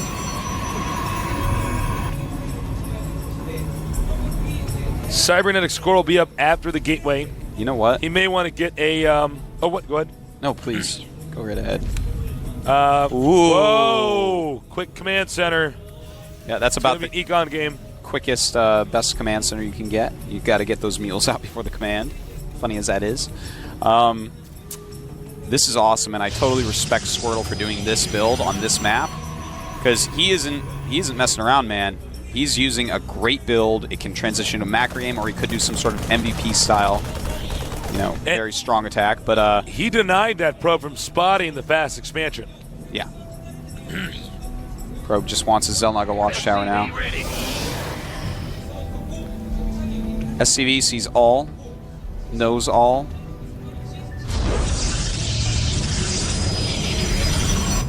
And MVP adding a second barracks. No gases yet. I love Whoa, the whoa, whoa, fact- whoa, whoa, Oh, whoa, whoa, yeah! whoa. Did he just get a... Oh, my... He's going to get a third command center? It's Oh my MVP, God. man. It's the way this kid rolls. He's like, you know what's better than 2 orbital commands? Is 3 orbital commands. That's actually quite true, yeah. 4 is better as well. 5, no. That's a joke, everybody. Some nerd at home's like, no. No, it's better. I have the math. Look at this chart. He's opening up his calculator on his computer. He's going to prove you wrong.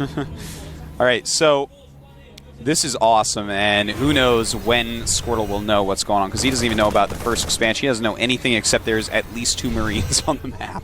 You know what's funny about this is that if he had spotted, if Squirtle had spotted the quick command center, then Squirtle would say, okay, all right, I can tech a little bit more. But now Squirrel's saying, I might be attacked any second. This guy might be one basing. Yeah. You know, he might have 3 barracks making Marauders and Marines, upgrading STEM, and he's going to rush me and try to kill me.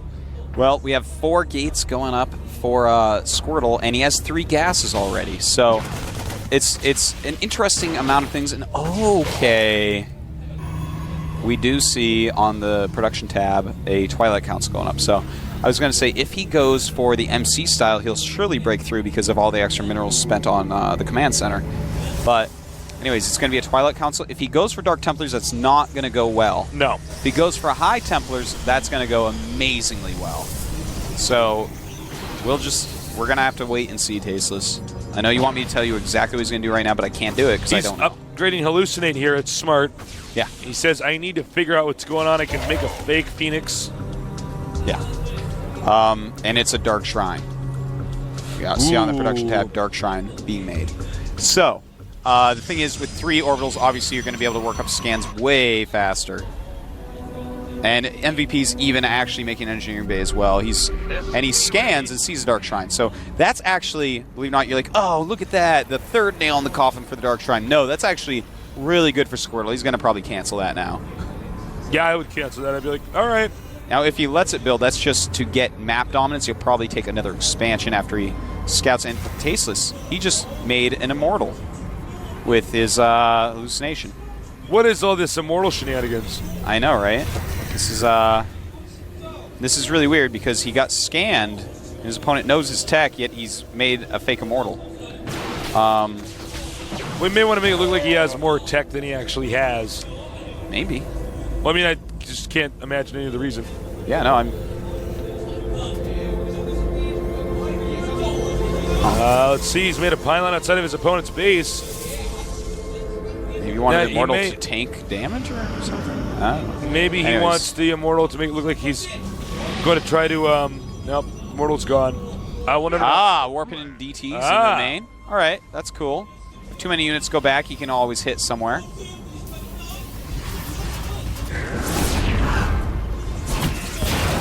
Pretty good damage being done by these DTs right now.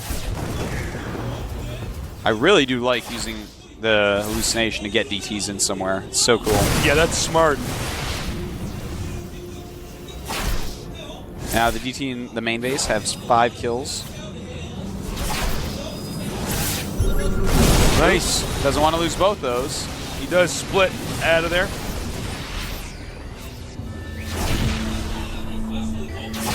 And we're glad to see another scan. Yeah. Now Protoss may try to attack the entrance. He checked out the entrance, decided to turn around after getting a stalker down to red health.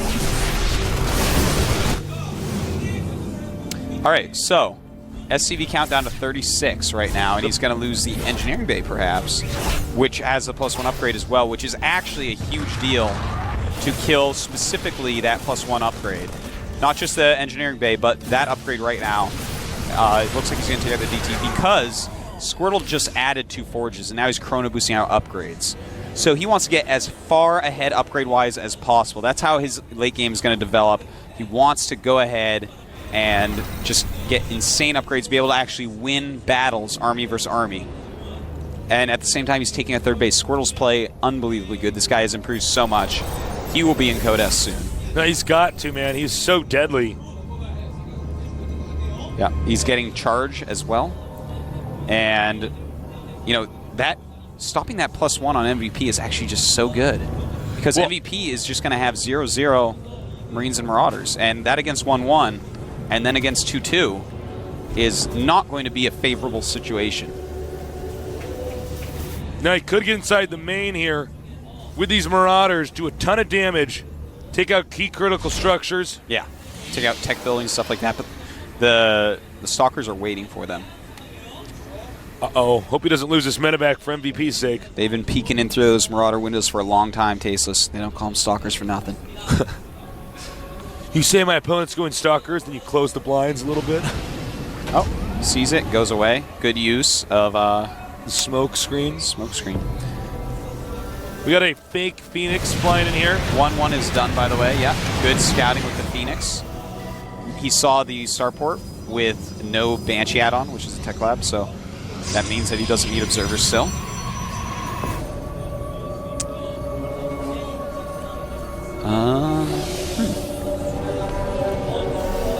MVP still hasn't replaced his engineering bay, and +2/+2 has been started.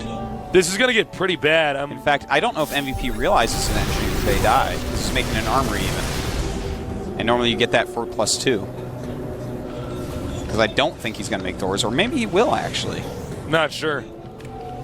Thors can be quite good late game against Protoss. Now he has spotted that 3rd base was taken, and I'm sure when he flew over that, he probably clicked on the minerals. Said, wait a minute.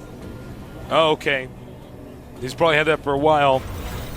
We might have an engagement here. Yeah, MVP, Special Task Force, seeing all the Zealots backing up smartly. MVP still no upgrades. So +2/+2 is probably going to finish before we even see a battle. So 2-2 against nothing. A nice little drop looks like it's going to happen. The Stalkers are coming back to deal with this as quickly as possible. Good move sending the Stalkers. They are pretty quick and can blink over and stop that medevac. Blink is almost done. He's a blink in there, man. What's he doing? There you go. He made it look like he was going to retreat. Yeah. Kept that around. Nice play by Squirtle. Very, very good. Right now, supply 130 against 144. That is MVP in the lead. But do not fret because right now 3 base versus 3 base. But a big drop is coming for Squirtle's 3rd base. Warping in some Zealots immediately. And he's got to get in there, man. Saving the vast majority of his probes. Surprised he's actually attacking that. I was going to say attack the Nexus or that. Beautiful to take that out. Psystorm not going to finish. Oh! And he gets it. 2 upgrades in there. Does not get to finish either. And, oh man, this is actually all beautiful. Okay, MVP right now realizing, okay, I need more mech. He's getting Blue Flame. He's gotten those additional factories. He's getting the plus attack. He is going to switch over, start making more Siege Tanks, more Blue Flame Hellions to deal with this really gateway-heavy mix. 3-3 on the way for Squirtle. Geek chills all over Artosis' body. Fourth base for Squirtle, fourth base for MVP at basically the same exact times. Right now we have 66 probes against 54 SCVs. Of course, he has mules as well, so their economies are going to be extremely similar. And he's actually double expanding here. Oh, man. This game is actually too good. I love StarCraft II too much. I think I have to go home. I know. I'm getting a play right now. Oh, man. He's making planetary fortresses, too. That's going to be very tough smart for him to attack into. Normally, you can't double expand like this, but if you're going to double expand and make planetaries, I mean, you can hold them. Yeah. Templar Tech doesn't like planetaries. Robotech doesn't care as much. Flying Tech obviously doesn't care at all. But the Templar Tech routes don't really care for it. You can't really... I mean, the only thing you can do with Templar Techs is if you have way more than them and they just have the planetary going for them, you stim and just kill the SCVs. Excuse me, storm and just kill the SCVs repairing the planetary. Yep. Right now, we do have 180 supply for MVP, 153 for Squirtle. MVP has got his upgrade going again for his +1 attack, but +3/+3 about to finish for Squirtle. Kadarin Amulet is on the way as well as a starport. It's always good to get that starport going. We have a drop that's going to... Uh-oh. He does not see it. That drop could be pretty deadly. There are some units waiting for it. MVP has a huge amount of units right now. Some High Templars being warped in right before Kadarin Amulet finishes. Oh, he's making Archons because he has a ton of gas. Interesting. MVP looking to do some damage. He wants to get the Templars, I believe. Nice Guardian Shield there. +2 weapons on factory units is being upgraded for MVP. The drop is incoming. There are some units there to greet it. High drop. It's like, whatever, we're Marauders, we're going anyways. More units being warped in by Squirtle. Can he deal with it? Well, he's got 3 units, so yeah, absolutely. Yeah, I was going to say. The upgrades are making a huge difference right I think now. Normally we'd see that and we'd say, oh, okay, Charge Zealots will win. I mean, we'll do okay. We have another drop over here at the bottom right. Yes, we do. The third base of Squirtle. Bottom right drop. Good size storms going off. The probes are dying. But guess what, everybody? A fleet beacon is being made right there on screen. Oh, yeah. I'm thinking Mothership. Maybe even carriers. Carriers are actually extremely good. If you had size storm tech in the game already, you have Kadarin Amulet, carriers are awesome against Terran in that situation. Especially when there's no Colossus, because there aren't going to be any Vikings out. Oh, we have a Mothership making. Mothership on the way. He's also starting to get his products, just the shields, upgraded, and here he goes. He's going to hit this base. He wants to take it out very quickly and get out of there. But there's a big drop in his base. The Dark Shrine going to be taken out. Good choice. Very expensive building. Takes a long time to build. The planetary does die. The thing is, Squirtle is maxed out. He has to walk all the way home with all his units to take care of this drop because he can't warp anything in. Smart. But he does have some units over there already. Never mind. Sorry, Dark Justice. Hello. Squirtle taking another base on the left side of the map. This is such an epic game. This map is awesome, by the way. This is so fun to watch. It's a great map. I'm having a great time. My life is perfect. Another drop over here at the bottom right. That guy loves to drop. MVP is all over the place, man. Supplies right now, both of them maxed out. And the Mothership is going to complete relatively soon. Drop not going to do anything. Oh, very and nice. He gets the dropship that has something on it. MVP decides it's time to move out. He's got +2 attack on his siege tanks and Hellions. He's got +1 on everything else. 3/3 for Squirtle. The Mothership, he may want to wait for it.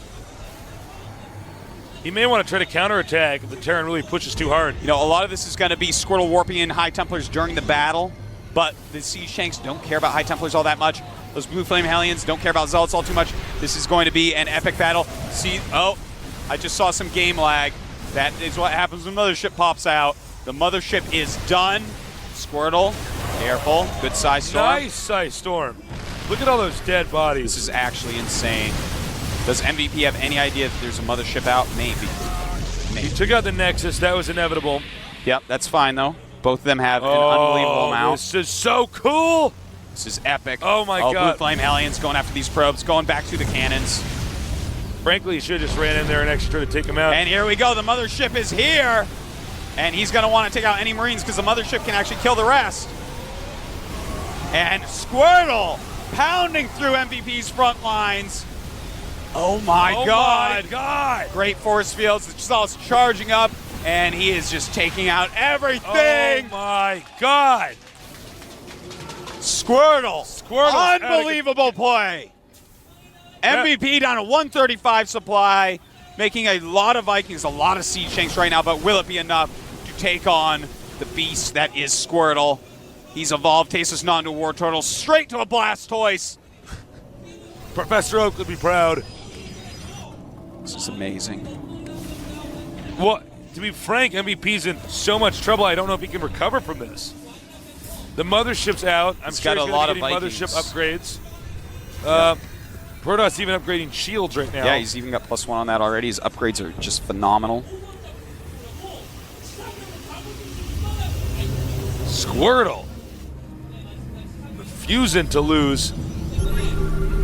And you know what's good about having the mothership out is it forces the Terran to keep scanning. Yeah. And here it is, Tasteless. Can MVP take out that mothership? It may use Vortex on all of those Vikings. Yeah, I was going to say. And he does use a Vortex. Very nice. Not Mothership goes down. Vikings, I'll see you guys in a little bit. This is so awesome. Unbelievably good play by both players. MVP still has a lot of siege tanks. They do have their +3 attack. Good size storms as everything pops out. Squirtle may end up losing all these units, but I mean, his economy is pretty solid, and their supplies getting equalized quite a bit. They're actually MVP's catching up in supply. It's 134 for MVP. For yeah, for MVP has more supply. By the way, MVP, look at that. He has a bunch of orbitals. Oh, yeah, the top left. 5 orbitals there. 6 orbitals right now for MVP. 7 orbitals. So he's actually, what up? He has 7 orbitals. And right now, MVP going a lot of siege tanks, a lot of Vikings. And that is a hard unit combination for Protoss to deal with. More command centers are being set up. Protoss maybe overextended himself a little bit. Yeah, in fact, he's staying all ground units, so I'm a little bit weary about that. I felt like Squirtle was going to take it Tasteless, but MVP seems so invincible. At this point, against this unit combination, little does Squirrel know, but there's really the Marine production has stopped. MVP does not have a whole lot of money. Well, Squirtle walking around the map. I would love to see Squirtle throw up some more starports, perhaps. Maybe some Immortals mixed in as well for those siege tanks. Nice Blink Micro there. The upgrade's just killing MVP. That's one of the big reasons why MVP going mech at this point. By the way, a lot of people feel like late game Protoss is so hard as Terran, but look at this. If you switch over to mech, it is doable. MVP showing us that, not even upgrading his infantry. We thought it might be a mistake earlier. Obviously, he was preparing for the late stages of the game where he needed mech upgrades. Nice Blake. Getting in the way. Man. Yeah. MVP, by the way, God, has a base in the top right that he's saturating with mules. You know what's funny is he made all those orbitals to keep landing mules, but he doesn't ever worry about remaking command centers. He can just keep floating to places. MVP, however, is running out of places to expand to. Squirtle still can expand to the bottoms. Yeah, right now, left and the center right. MVP's army, I don't know how you beat that. It's like, well, I do, but it's so big, it's so scary. And, oh, Squirtle. Squirtle taking a lot of hits there. Supply 190 for MVP, 177 for Squirtle. MVP just creeping across the map using the unbelievably strong siege tanks with 3-1. No upgrades on those Vikings. At this point, some Phoenixes might help out a little bit. You can always lift up siege tanks, don't forget. And he wants to catch them. Almost did. Almost. Now he might spot this. Oh, well, I guess if he gets a pylon at the right angle, he could get that. I don't know if he's going to do that. Oh, Squirtle removing that base for the umpteenth time. Their supplies so similar, Tastes. They're both maxed out once again. MVP has more minerals banked, but Squirtle has a better gas income at the moment.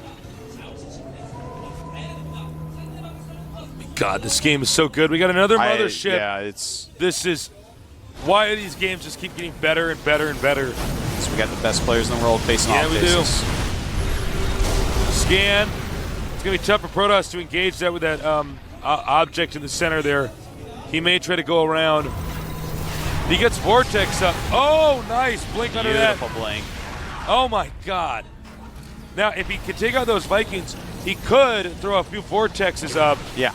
And, well, a Vortex up and suck up most of the tanks and try to take out the rest. Yeah, anything clumped, he can Vortex. He has enough energy. There is a pretty big clump. Here we go! Another ship coming in. What's he going to do with it? Vortexes some tanks. And can Squirtle break through? The siege line is gigantic. So many siege tanks. He could blink forward to those tanks. A lot of units are in that Vortex right now, Tasteless. And bam, the siege tanks murder everything that pops out. A lot of Stalkers left over. Let's take a look at the supplies. 116 against 115. What? Oh my God, it's still so even. This is the beauty of having a map this big, because you can really see a long and dramatic game. By the way, Immortal production has been started. It's great. It's good against those tanks. You know, MVP lost most of the Vikings. He's down to 3 Vikings right now. So that is an important fact about this game. Squirtle making him evacuate a base. MVP moving across the map in the other direction. Will he be able to take out a Squirtle base? I hope so, or Squirtle Can you is just check gonna end it. MVP's main base, or the base with the minerals? It looks like he's almost out. Yeah, MVP is MVP barely mining right now. This is MVP. Basically, he has to get this base over here. Uh-oh, good size storms. And there's Immortals in this mix. Immortals popping into play. Here come the Zealots as well. This may be MVP's last stand. I think this is, in fact, the last battle, the final battle, as MVP is going to be out. Oh, yeah, you can see looking at his face like, oh, but I'm the Game Genie Terran. That doesn't make any sense. Tasteless. They have to pick an MVP of this match. It's impossible. Yeah, I don't actually know if they're going to interview him. Oh, my God. Taking out that base. That's it. That's actually it, yeah. Yeah, right now supplies, 108 against 144. MVP is almost not mining anymore. So he's got to be very careful about what he makes. He's making a lot of Hellions, making some Siege Tanks still as well. He does not have any money saved up. He's at about 64 minerals. Still mining just a little bit. There's a little bit more he could gather up. You know, he still does have a lot of orbitals. For the time being, Squirtle has one base with a ton of minerals. Actually, 2 bases, excuse me. Yeah. And a third on the way. Squirtle still has a good income. Income numbers right now, Squirtle is a little over twice as good income as MVP. But MVP's patches are almost gone, so that's going to change to MVP at like nothing momentarily. Great usage of Blink there. Just Blink on top of something you know you can kill. Blink's such an amazing ability. So many uses all game long.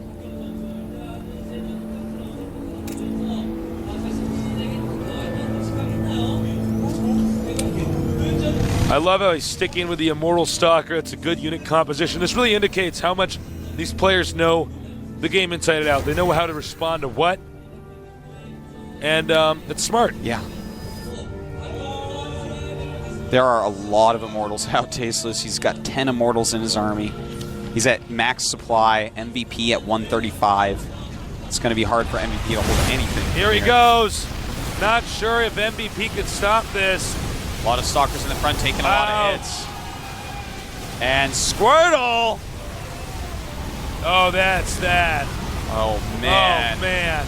He is a Pokemon master, Tasteless. He is the highest level Pokemon I have ever seen. Forget Mewtwo. It's all about Squirtle. Sorry, Mewtwo. 20 supply against 152. It is over. Squirtle has taken out MVP, and we are going to go to the final match. And he drops his mules. That's it. You know, I was smacking Artosis' arms. They so heard excited. it. In the red, we have StarTale 꼬부기. that stands for Squirtle, the guy who hasn't lost a single game in the team league. Not one game. Down here in the bottom left, the champion of GSL Season 2, the best Zerg in the world. I am Nesty.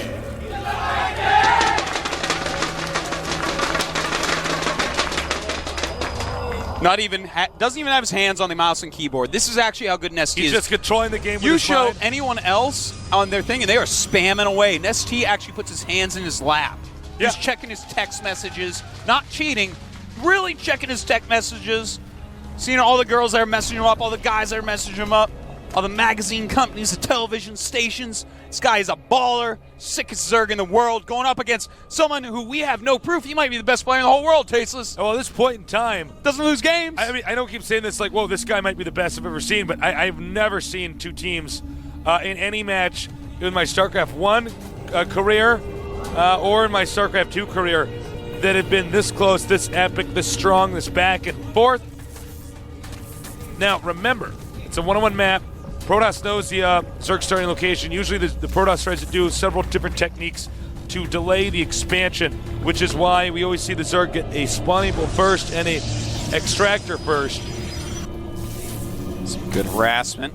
Stalling out drone mining as much as possible. Every little bit actually does count when you have two players of this caliber. By the way, guys, you need to go tell everybody you know that they need to watch this series from start to finish. It's Seriously. worth the ticket. It is so worth the ticket. Oh, Even if Oh, they're impatient, they just oh, want to watch you- the finals. Tasteless. It is so worth the ticket. I would pay any amount of money to see these matches. Good thing you work here, you get it for free. It's true.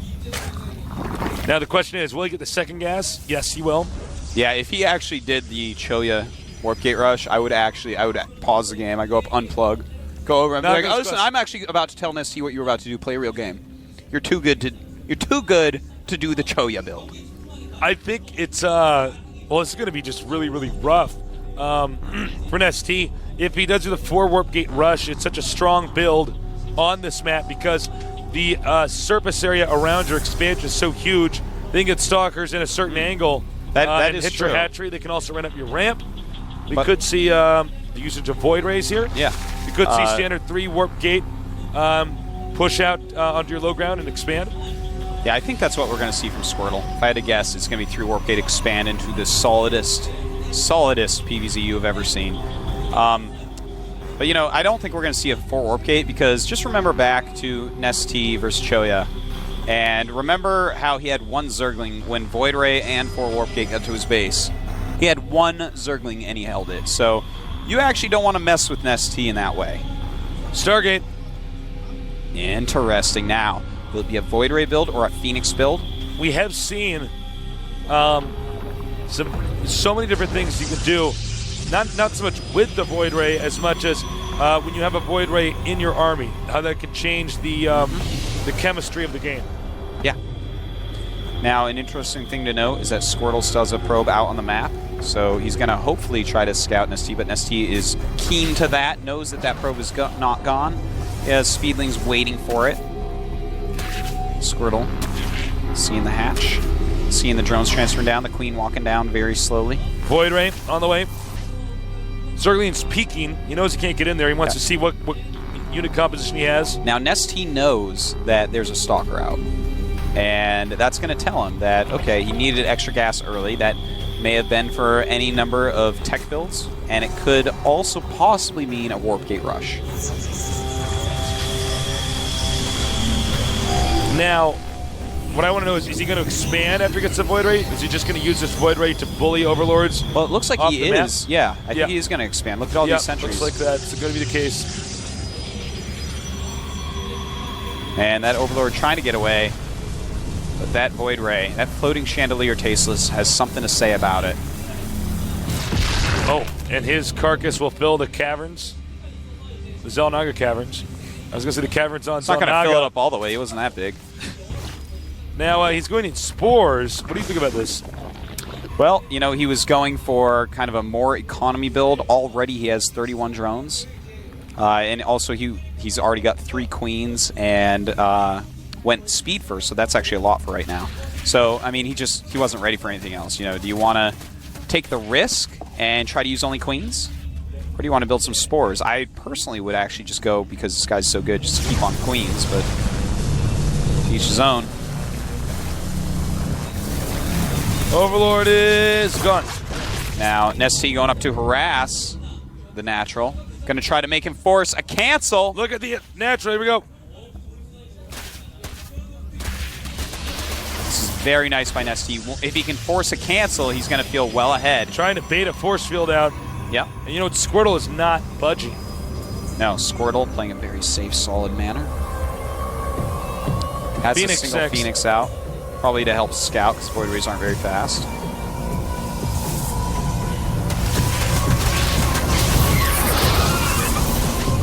Nice. Doesn't let him want to go around there. Got some delayed, stops the probes.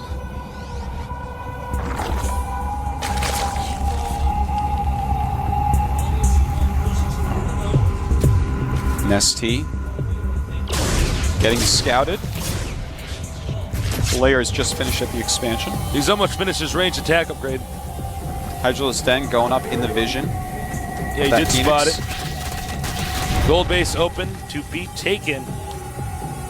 Now, we do have, from Squirtle, right there, robotics facility, getting both his gases at his expansion, so it looks like he's going to transition right into Colossus. Now, Nesty, he's going to want to think, okay, do I want to take a third base? Do I want to try to all-in off 2? Do I go up to Spire? He's getting Hydralisk range. His +1 range attack has already finished, of course. And it looks like we're going to see some pressure here. Ooh, very nice. He may have gone out too far. He couldn't nab the queen. Do not want to lose queens right now. He's got to be careful. This is a tense moment. He gets the larva checked off. ST is making a bunch of Hydras and some Zerglings as well. I don't know. He can force field the ramp. He does. He does, so that's going to stop all the units from coming up. Nesty pulling his drones out. This is not good, but he is surrounding it. He's got to kill this army off without losing too many drones. And, well, the Hydras are having a hard time behind that force field, and it looks like he is going to drive Squirtle off. Squirtle really pushing quite hard, but did kill a good amount of drones. He got 12 drones out that time. It's 36 drones against 42 right now. Rushing to Colossus. Looks like he's debating counterattacking. Yep, it looks like he is at least going to poke and prod. There's no cannon up, so there's not a lot of units. I was about to say, I mean, and he's getting an Immortal. That's not particularly useful in the situation. Yeah, especially with some Hydras coming to Aces. This actually might be enough from Nesty. If he kills some probes, those Hydras are going to be a huge deal. Not those, but the other ones that are behind. He needs to get rid of the Void Ray and the Phoenix. He does. does. Man, Nesty! Huge push here with these Hydras. He needs to deal the damage that needs to be dealt before a Colossus can come out. The Immortal's out. Stalker's coming losing from a behind. lot of probes. Now, you need to have the Zerglings to tank the damage. I think Nesty overextended himself there. He did, but killed a lot of probes off. And as he sees Colossuses are going to be made, losing the Hydras, not a huge deal. They were going to die to Colossus pretty soon. He has taken out the flying units, but the attack continues. There's more Zealots being warped in to deal with those. Colossus has not been started yet. Now remember, Hydras, they deal damage really fast, but they take damage even faster. So you need to have something in front of them to actually take the damage, such as these Zerglings that we see here. This is looking very hard for Squirtle. Nesty just rallying in. Hydras and Zerglings. Oh my god, GG! Nesty has just won it for Incredible Miracle. They are the Season 1 GSL Team League champions.